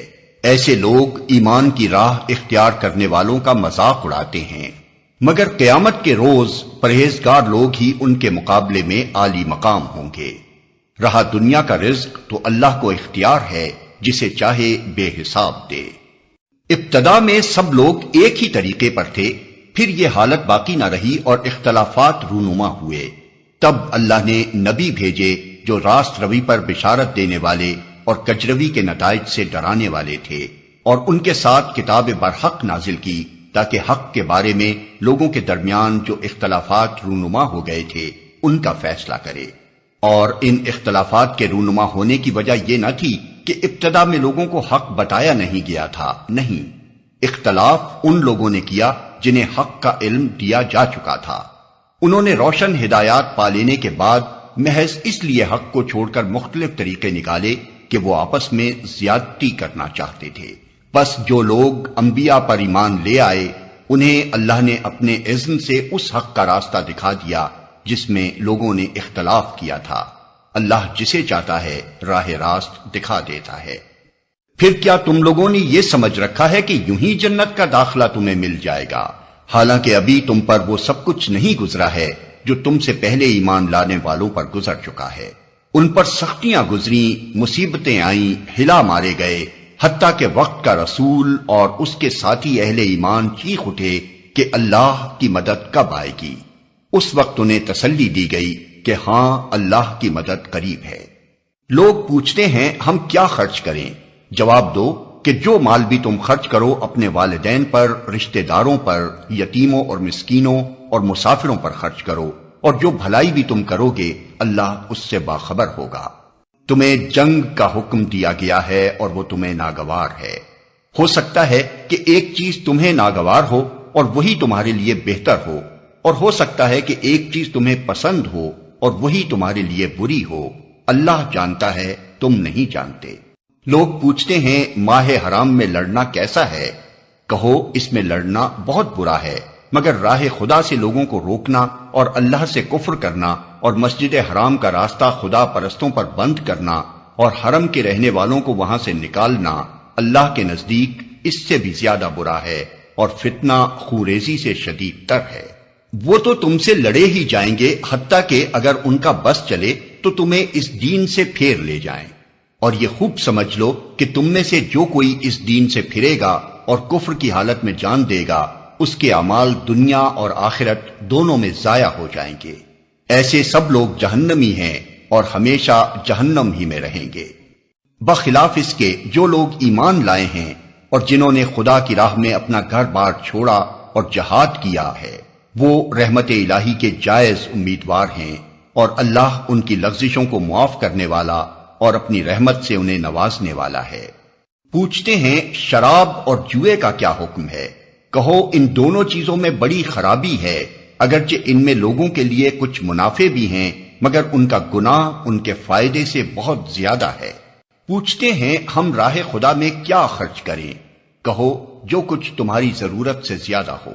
اس طرح اللہ تمہارے لیے صاف صاف احکام بیان کرتا ہے، شاید کہ تم دنیا اور آخرت دونوں کی فکر کرو۔ پوچھتے ہیں یتیموں کے ساتھ کیا معاملہ کیا جائے؟ کہو جس طرز عمل سے ان کے لیے بھلائی ہو وہی اختیار کرنا بہتر ہے۔ اگر تم اپنا اور ان کا خرچ اور رہنا سہنا مشترک رکھو تو اس میں کوئی مذائقہ نہیں، آخر وہ تمہارے بھائی بند ہی تو ہیں۔ برائی کرنے والے اور بھلائی کرنے والے دونوں کا حال اللہ پر روشن ہے۔ اللہ چاہتا تو اس معاملے میں تم پر سختی کرتا، مگر وہ صاحب اختیار ہونے کے ساتھ صاحب حکمت بھی ہے۔ تم مشرک عورتوں سے ہرگز نکاح نہ کرنا جب تک کہ وہ ایمان نہ لے آئیں۔ ایک مومن لونڈی مشرک شریف زادی سے بہتر ہے اگرچہ وہ تمہیں بہت پسند ہو، اور اپنی عورتوں کے نکاح مشرک مردوں سے کبھی نہ کرنا جب تک کہ وہ ایمان نہ لے آئیں۔ ایک مومن غلام مشرک شریف سے بہتر ہے اگرچہ وہ تمہیں بہت پسند ہو۔ یہ لوگ تمہیں آگ کی طرف بلاتے ہیں، اور اللہ اپنے اذن سے تم کو جنت اور مغفرت کی طرف بلاتا ہے، اور وہ اپنے احکام واضح طور پر لوگوں کے سامنے بیان کرتا ہے۔ توقع ہے کہ وہ سبق لیں گے اور نصیحت قبول کریں گے۔ پوچھتے ہیں حیض کا کیا حکم ہے؟ کہو وہ ایک گندگی کی حالت ہے، اس میں عورتوں سے الگ رہو اور ان کے قریب نہ جاؤ جب تک کہ وہ پاک صاف نہ ہو جائیں، پھر جب وہ پاک ہو جائیں تو ان کے پاس جاؤ اس طرح جیسا کہ اللہ نے تم کو حکم دیا ہے۔ اللہ ان لوگوں کو پسند کرتا ہے جو بدی سے باز رہیں اور پاکیزگی اختیار کریں۔ تمہاری عورتیں تمہاری کھیتیاں ہیں، تمہیں اختیار ہے جس طرح چاہو اپنی کھیتی میں جاؤ، مگر اپنے مستقبل کی فکر کرو اور اللہ کی ناراضی سے بچو۔ خوب جان لو کہ تمہیں ایک دن اس سے ملنا ہے، اور اے نبی جو تمہاری ہدایات کو مان لیں انہیں فلاح و سعادت کا مژدہ سنا دو۔ اللہ کے نام کو ایسی قسمیں کھانے کے لیے استعمال نہ کرو جن سے مقصود نیکی اور تقوی اور بندگان خدا کی بھلائی کے کاموں سے باز رہنا ہو۔ اللہ تمہاری ساری باتیں سن رہا ہے اور سب کچھ جانتا ہے۔ جو بے معنی قسمیں تم بلا ارادہ کھا لیا کرتے ہو ان پر اللہ گرفت نہیں کرتا، مگر جو قسمیں تم سچے دل سے کھاتے ہو ان کی باز پرس وہ ضرور کرے گا۔ اللہ بہت درگزر کرنے والا اور بردبار ہے۔ جو لوگ اپنی عورتوں سے تعلق نہ رکھنے کی قسم کھا بیٹھتے ہیں ان کے لیے 4 مہینے کی مہلت ہے۔ اگر انہوں نے رجوع کر لیا تو اللہ معاف کرنے والا اور رحیم ہے، اور اگر انہوں نے طلاق ہی کی ٹھان لی ہو تو جانے رہیں کہ اللہ سب کچھ سنتا اور جانتا ہے۔ جن عورتوں کو طلاق دی گئی ہو وہ 3 مرتبہ ایام ماہواری آنے تک اپنے آپ کو روکے رکھیں، اور ان کے لیے یہ جائز نہیں ہے کہ اللہ نے ان کے رحم میں جو کچھ خلق فرمایا ہو اسے چھپائیں۔ انہیں ہرگز ایسا نہ کرنا چاہیے اگر وہ اللہ اور روز آخر پر ایمان رکھتی ہیں۔ ان کے شوہر تعلقات درست کر لینے پر آمادہ ہوں تو وہ اس عدت کے دوران میں انہیں پھر اپنی زوجیت میں واپس لے لینے کے حقدار ہیں۔ عورتوں کے لیے بھی معروف طریقے پر ویسے ہی حقوق ہیں جیسے مردوں کے حقوق ان پر ہیں، البتہ مردوں کو ان پر ایک درجہ حاصل ہے، اور سب پر اللہ غالب اقتدار رکھنے والا اور حکیم و دانا موجود ہے۔ طلاق 2 بار ہے، پھر یا تو سیدھی طرح عورت کو روک لیا جائے یا بھلے طریقے سے اس کو رخصت کر دیا جائے.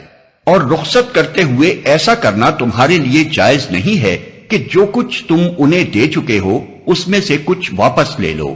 البتہ یہ صورت مستثنا ہے کہ زوجین کو اللہ کے حدود پر قائم نہ رہ سکنے کا اندیشہ ہو. ایسی صورت میں اگر تمہیں یہ خوف ہو کہ وہ دونوں حدود الہی پر قائم نہ رہیں گے تو ان دونوں کے درمیان یہ معاملہ ہو جانے میں مذائقہ نہیں کہ عورت اپنے شوہر کو کچھ معاوضہ دے کر علیحدگی حاصل کر لے. یہ اللہ کے مقرر کردہ حدود ہیں، ان سے تجاوز نہ کرو، اور جو لوگ حدود الہی سے تجاوز کریں وہی ظالم ہیں. پھر اگر 2 بار طلاق دینے کے بعد شوہر نے عورت کو تیسری بار طلاق دے دی تو وہ عورت پھر اس کے لیے حلال نہ ہوگی، الا یہ کہ اس کا نکاح کسی دوسرے شخص سے ہو اور وہ اسے طلاق دے دے. تب اگر پہلا شوہر اور یہ عورت دونوں یہ خیال کریں کہ حدود الہی پر قائم رہیں گے تو ان کے لیے ایک دوسرے کی طرف رجوع کر لینے میں کوئی مذائقہ نہیں. یہ اللہ کی مقرر کردہ حدیں ہیں جنہیں وہ ان لوگوں کی ہدایت کے لیے واضح کر رہا ہے جو اس کی حدوں کو توڑنے کا انجام جانتے ہیں. اور جب تم عورتوں کو طلاق دے دو اور ان کی عدت پوری ہونے کو آ جائے تو یا بھلے طریقے سے انہیں روک لو یا بھلے طریقے سے رخصت کر دو. محض ستانے کی خاطر انہیں نہ روکے رکھنا کہ یہ زیادتی ہوگی، اور جو ایسا کرے گا وہ در حقیقت آپ اپنے ہی اوپر ظلم کرے گا. اللہ کی آیات کا کھیل نہ بناؤ، بھول نہ جاؤ کہ اللہ نے کس نعمت عظمیٰ سے تمہیں سرفراز کیا ہے. وہ تمہیں نصیحت کرتا ہے کہ جو کتاب اور حکمت اس نے تم پر نازل کی ہے اس کا احترام ملحوظ رکھو. اللہ سے ڈرو اور خوب جان لو کہ اللہ کو ہر بات کی خبر ہے. جب تم اپنی عورتوں کو طلاق دے چکو اور وہ اپنی عدت پوری کر لیں تو پھر اس میں مانے نہ ہو کہ وہ اپنے زیر تجویز شوہروں سے نکاح کر لیں جبکہ وہ معروف طریقے سے باہم مناکحت پر راضی ہوں. تمہیں نصیحت کی جاتی ہے کہ ایسی حرکت ہرگز نہ کرنا اگر تم اللہ اور روز آخر پر ایمان لانے والے ہو. تمہارے لیے شائستہ اور پاکیزہ طریقہ یہی ہے کہ اس سے باز رہو، اللہ جانتا ہے تم نہیں جانتے. جو باپ چاہتے ہوں کہ ان کی اولاد پوری مدت رضاعت تک دودھ پیے تو مائیں اپنے بچوں کو کامل 2 سال دودھ پلائیں. اس صورت میں بچے کے باپ کو معروف طریقے سے انہیں کھانا کپڑا دینا ہوگا، مگر کسی پر اس کی وسعت سے بڑھ کر بار نہ ڈالنا چاہیے. نہ تو ماں کو اس وجہ سے تکلیف میں ڈالا جائے کہ بچہ اس کا ہے، اور نہ باپ ہی کو اس وجہ سے تنگ کیا جائے کہ بچہ اس کا ہے. دودھ پلانے والی کا یہ حق جیسا بچے کے باپ پر ہے ویسا ہی اس کے وارث پر بھی ہے. لیکن اگر فریقین باہمی رضامندی اور مشورے سے دودھ چھڑانا چاہیں تو ایسا کرنے میں کوئی مذائقہ نہیں. اور اگر تمہارا خیال اپنی اولاد کو کسی غیر عورت سے دودھ پلوانے کا ہو تو اس میں بھی کوئی حرج نہیں، بشرطے کہ اس کا جو کچھ معاوضہ طے کرو وہ معروف طریقے پر ادا کر دو. اللہ سے ڈرو اور جان رکھو کہ جو کچھ تم کرتے ہو سب اللہ کی نظر میں ہے. تم میں سے جو لوگ مر جائیں ان کے پیچھے اگر ان کی بیویاں زندہ ہوں تو وہ اپنے آپ کو 4 مہینے 10 دن روکے رکھیں. پھر جب ان کی عدت پوری ہو جائے تو انہیں اختیار ہے اپنی ذات کے معاملے میں معروف طریقے سے جو چاہیں کریں. تم پر اس کی کوئی ذمہ داری نہیں ہے. اللہ تم سب کے اعمال سے باخبر ہے. زمانہ عدت میں خاتم ان بیوہ عورتوں کے ساتھ منگنی کا ارادہ اشارے کنائے میں ظاہر کر دو، خواہ دل میں چھپائے رکھو، دونوں صورتوں میں کوئی مذائقہ نہیں. اللہ جانتا ہے کہ ان کا خیال تو تمہارے دل میں آئے گا ہی، مگر دیکھو خفیہ عہد و پیمان نہ کرنا. اگر کوئی بات کرنی ہے تو معروف طریقے سے کرو، اور عقد نکاح باندھنے کا فیصلہ اس وقت تک نہ کرو جب تک کہ عدت پوری نہ ہو جائے. خوب سمجھ لو کہ اللہ تمہارے دلوں کا حال تک جانتا ہے، لہذا اس سے ڈرو، اور یہ بھی جان لو کہ اللہ بردبار ہے، چھوٹی چھوٹی باتوں سے درگزر فرماتا ہے. تم پر کچھ گناہ نہیں اگر اپنی عورتوں کو طلاق دے دو قبل اس کے کہ ہاتھ لگانے کی نوبت آئے یا مہر مقرر ہو. اس صورت میں انہیں کچھ نہ کچھ دینا ضرور چاہیے. خوشحال آدمی اپنی مقدرت کے مطابق اور غریب اپنی مقدرت کے مطابق معروف طریقے سے دے. یہ حق ہے نیک آدمیوں پر. اور اگر تم نے ہاتھ لگانے سے پہلے طلاق دی ہو لیکن مہر مقرر کیا جا چکا ہو تو اس صورت میں نصف مہر دینا ہوگا۔ یہ اور بات ہے کہ عورت نرمی برتے اور مہر نہ لے، یا وہ مرد جس کے اختیار میں عقد نکاح ہے نرمی سے کام لے اور پورا مہر دے دے۔ اور تم یعنی مرد نرمی سے کام لو تو یہ تقوی سے زیادہ مناسبت رکھتا ہے۔ آپس کے معاملات میں فیاضی کو نہ بھولو، تمہارے اعمال کو اللہ دیکھ رہا ہے۔ اپنی نمازوں کی نگہداشت رکھو، خصوصاً ایسی نماز کی جو محاسن صلاۃ کی جامع ہو۔ اللہ کے آگے اس طرح کھڑے ہو جیسے فرما بردار غلام کھڑے ہوتے ہیں۔ بد امنی کی حالت ہو تو خواہ پیدل ہو خواہ سوار، جس طرح ممکن ہو نماز پڑھو، اور جب امن میسر آ جائے تو اللہ کو اس طریقے سے یاد کرو جو اس نے تمہیں سکھا دیا ہے جس سے تم پہلے ناواقف تھے۔ تم میں سے جو لوگ وفات پائیں اور پیچھے بیویاں چھوڑ رہے ہوں، ان کو چاہیے کہ اپنی بیویوں کے حق میں یہ وصیت کر جائیں کہ 1 سال تک ان کو نان و نفقہ دیا جائے اور وہ گھر سے نہ نکالی جائیں۔ پھر اگر وہ خود نکل جائیں تو اپنی ذات کے معاملے میں معروف طریقے سے وہ جو کچھ بھی کریں اس کی کوئی ذمہ داری تم پر نہیں ہے۔ اللہ سب پر غالب اقتدار رکھنے والا اور حکیم و دانا ہے۔ اسی طرح جن عورتوں کو طلاق دی گئی ہو انہیں بھی مناسب طور پر کچھ نہ کچھ دے کر رخصت کیا جائے، یہ حق ہے متقی لوگوں پر۔ اس طرح اللہ اپنے احکام تمہیں صاف صاف بتاتا ہے۔ امید ہے کہ تم سمجھ بوجھ کر کام کرو گے۔ تم نے ان لوگوں کے حال پر بھی کچھ غور کیا جو موت کے ڈر سے اپنے گھر بار چھوڑ کر نکلے تھے اور ہزاروں کی تعداد میں تھے۔ اللہ نے ان سے فرمایا مر جاؤ، پھر اس نے ان کو دوبارہ زندگی بخشی۔ حقیقت یہ ہے کہ اللہ انسان پر بڑا فضل فرمانے والا ہے، مگر اکثر لوگ شکر ادا نہیں کرتے۔ مسلمانوں، اللہ کی راہ میں جنگ کرو اور خوب جان لو کہ اللہ سننے والا اور جاننے والا ہے۔ تم میں کون ہے جو اللہ کو قرض حسن دے تاکہ اللہ اسے کئی گنا بڑھا چڑھا کر واپس کرے؟ گھٹانا بھی اللہ کے اختیار میں ہے اور بڑھانا بھی، اور اسی کی طرف تمہیں پلٹ کر جانا ہے۔ پھر تم نے اس معاملے پر بھی غور کیا جو موسیٰ کے بعد سرداران بنی اسرائیل کو پیش آیا تھا۔ انہوں نے اپنے نبی سے کہا ہمارے لیے ایک بادشاہ مقرر کر دو تاکہ ہم اللہ کی راہ میں جنگ کریں۔ نبی نے پوچھا کہیں ایسا تو نہ ہوگا کہ تم کو لڑائی کا حکم دیا جائے اور پھر تم نہ لڑو؟ وہ کہنے لگے بھلا یہ کیسے ہو سکتا ہے کہ ہم راہ خدا میں نہ لڑیں، جبکہ ہمیں اپنے گھروں سے نکال دیا گیا ہے اور ہمارے بال بچے ہم سے جدا کر دیے گئے ہیں۔ مگر جب ان کو جنگ کا حکم دیا گیا تو ایک قلیل تعداد کے سوا وہ سب پیٹھ موڑ گئے، اور اللہ ان میں سے ایک ایک ظالم کو جانتا ہے۔ ان کے نبی نے ان سے کہا کہ اللہ نے طالوت کو تمہارے لیے بادشاہ مقرر کیا ہے۔ یہ سن کر وہ بولے ہم پر بادشاہ بننے کا وہ کیسے حقدار ہو گیا؟ اس کے مقابلے میں بادشاہی کے ہم زیادہ مستحق ہیں، وہ تو کوئی بڑا مالدار آدمی نہیں ہے۔ نبی نے جواب دیا اللہ نے تمہارے مقابلے میں اسی کو منتخب کیا ہے، اور اس کو دماغی اور جسمانی دونوں قسم کی اہلیتیں فراوانی کے ساتھ عطا فرمائی ہیں، اور اللہ کو اختیار ہے کہ اپنا ملک جسے چاہے دے۔ اللہ بڑی وسعت رکھتا ہے اور سب کچھ اس کے علم میں ہے۔ اس کے ساتھ ان کے نبی نے ان کو یہ بھی بتایا کہ خدا کی طرف سے اس کے بادشاہ مقرر ہونے کی علامت یہ ہے کہ اس کے عہد میں وہ صندوق تمہیں واپس مل جائے گا جس میں تمہارے رب کی طرف سے تمہارے لیے سکون قلب کا سامان ہے، جس میں آل موسیٰ اور آل ہارون کے چھوڑے ہوئے تبرکات ہیں، اور جس کو اس وقت فرشتے سنبھالے ہوئے ہیں۔ اگر تم مومن ہو تو یہ تمہارے لیے بہت بڑی نشانی ہے۔ پھر جب طالوت لشکر لے کر چلا تو اس نے کہا ایک دریا پر اللہ کی طرف سے تمہاری آزمائش ہونے والی ہے، جو اس کا پانی پیے گا وہ میرا ساتھی نہیں، میرا ساتھی صرف وہ ہے جو اس سے پیاس نہ بجھائے، ہاں ایک آدھ چلو کوئی پی لے تو پی لے۔ مگر ایک گروہ قلیل کے سوا وہ سب اس دریا سے سیراب ہوئے۔ پھر جب طالوت اور اس کے ساتھی مسلمان دریا پار کر کے آگے بڑھے تو انہوں نے طالوت سے کہہ دیا کہ آج ہم میں جالوت اور اس کے لشکروں کا مقابلہ کرنے کی طاقت نہیں ہے۔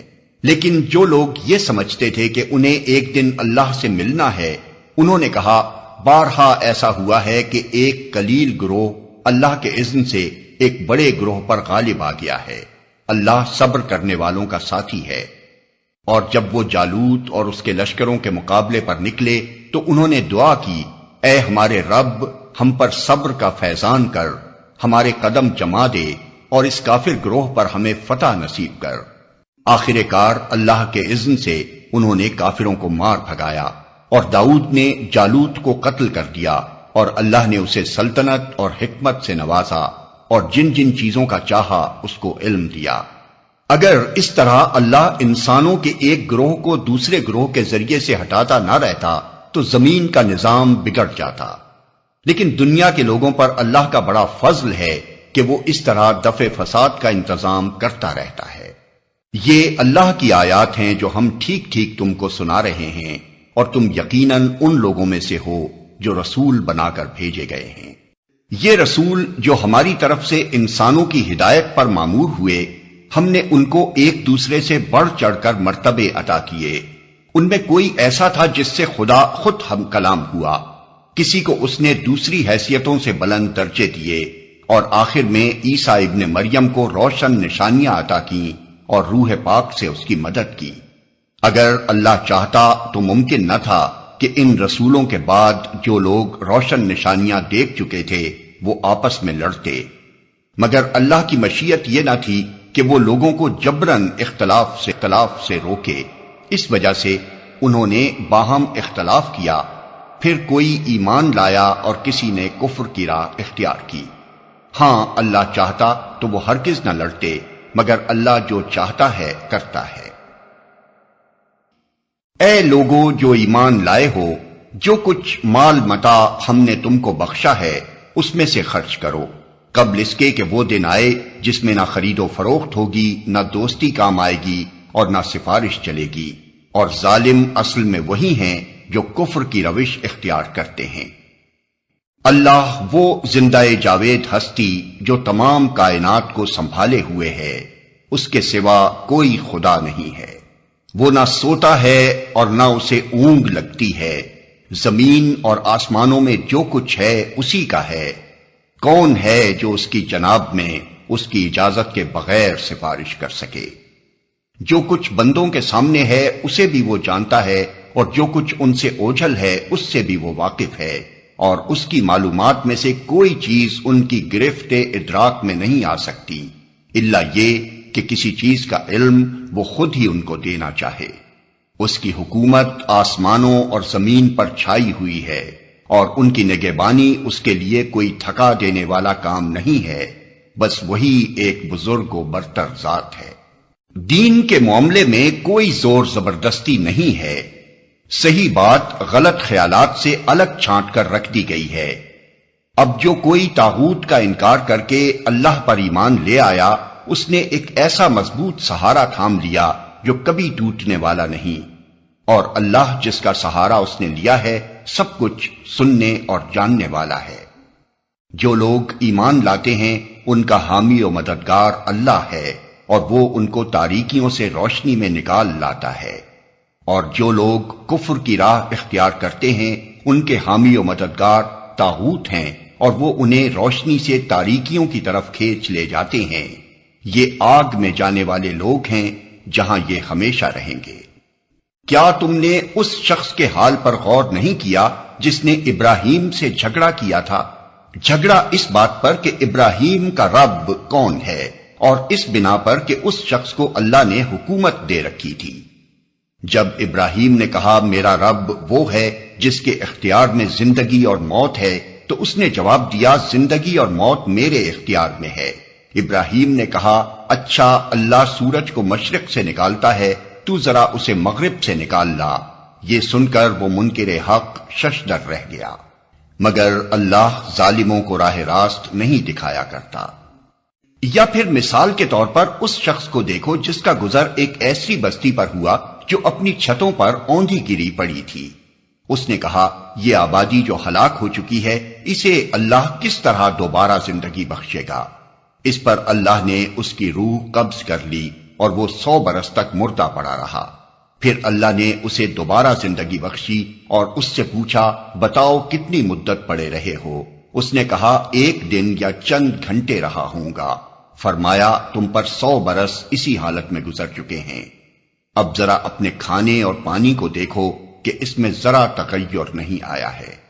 دوسری طرف ذرا اپنے گدھے کو بھی دیکھو کہ اس کا پنجر تک وہ سیدھا ہو رہا ہے، اور یہ ہم نے اس لیے کیا ہے کہ ہم تمہیں لوگوں کے لیے ایک نشانی بنا دینا چاہتے ہیں۔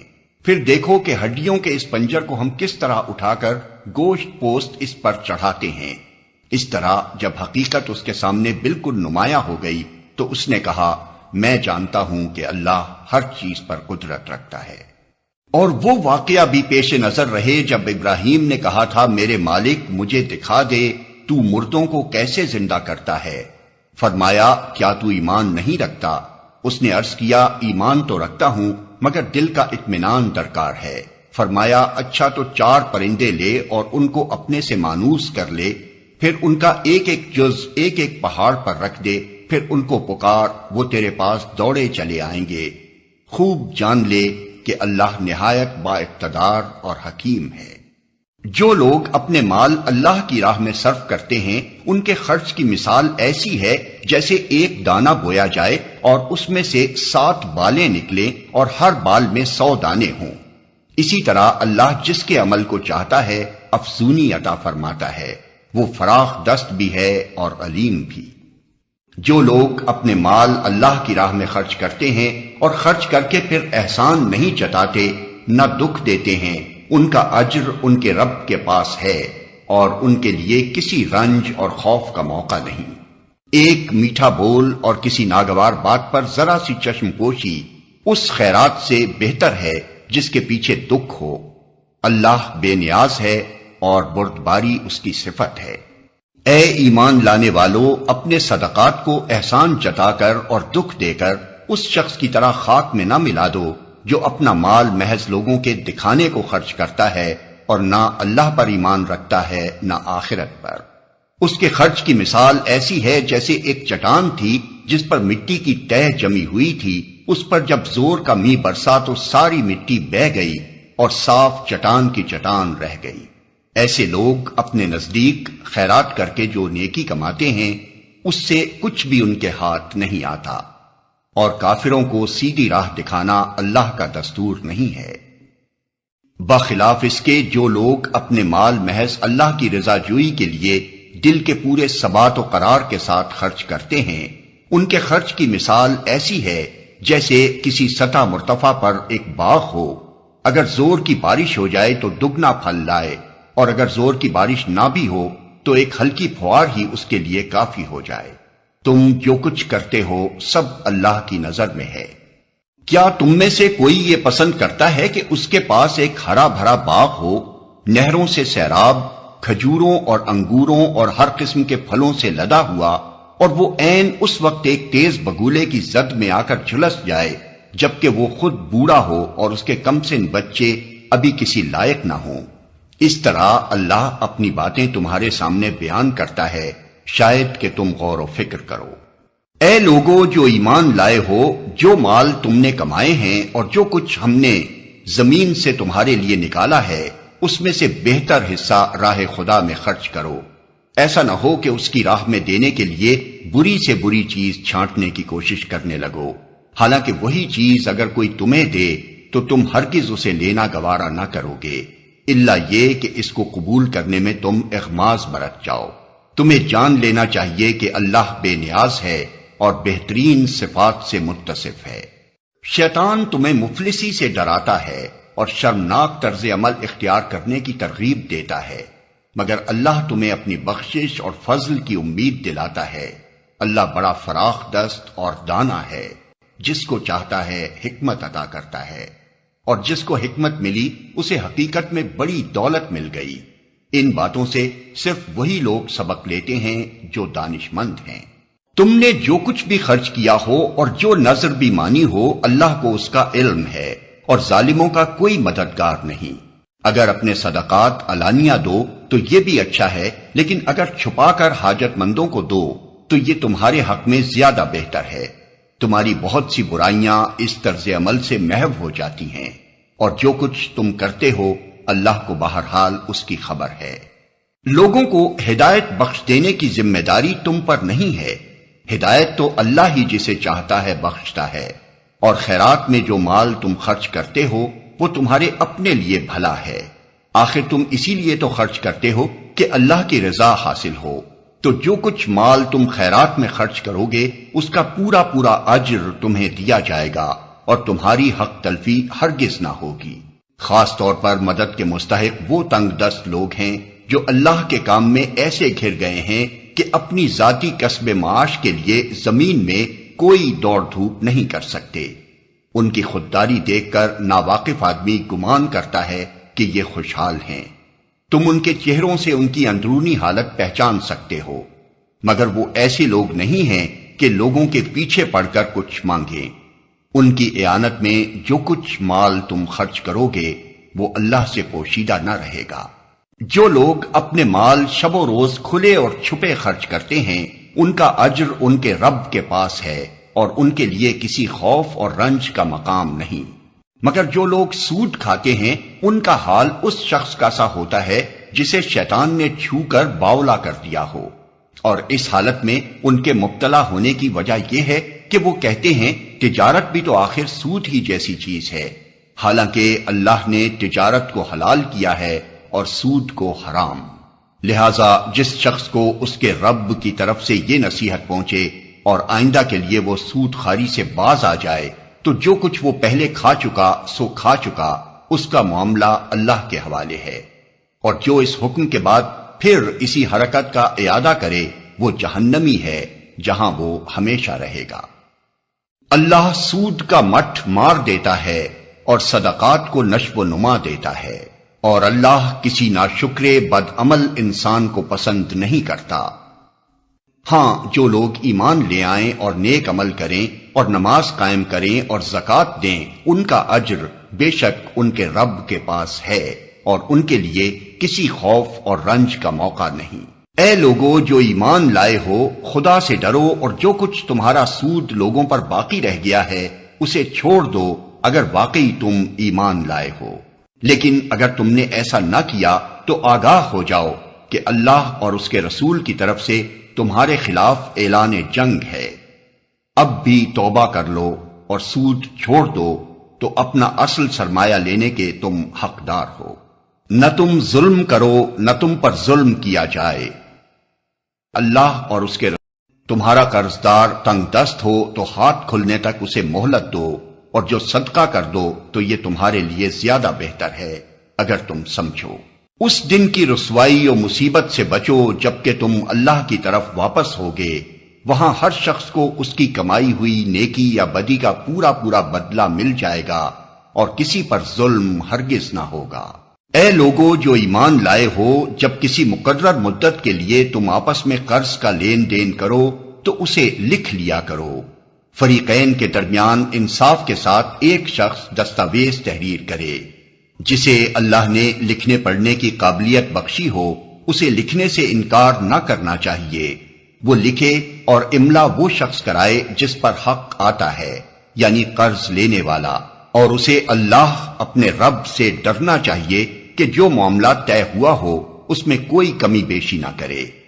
لیکن اگر قرض لینے والا خود نادان یا ضعیف ہو یا املا نہ کرا سکتا ہو تو اس کا ولی انصاف کے ساتھ املا کرائے، پھر اپنے مردوں میں سے 2 آدمیوں کی اس پر گواہی کرا لو، اور اگر 2 مرد نہ ہوں تو 1 مرد اور 2 عورتیں ہوں، تاکہ ایک بھول جائے تو دوسری اسے یاد دلا دے۔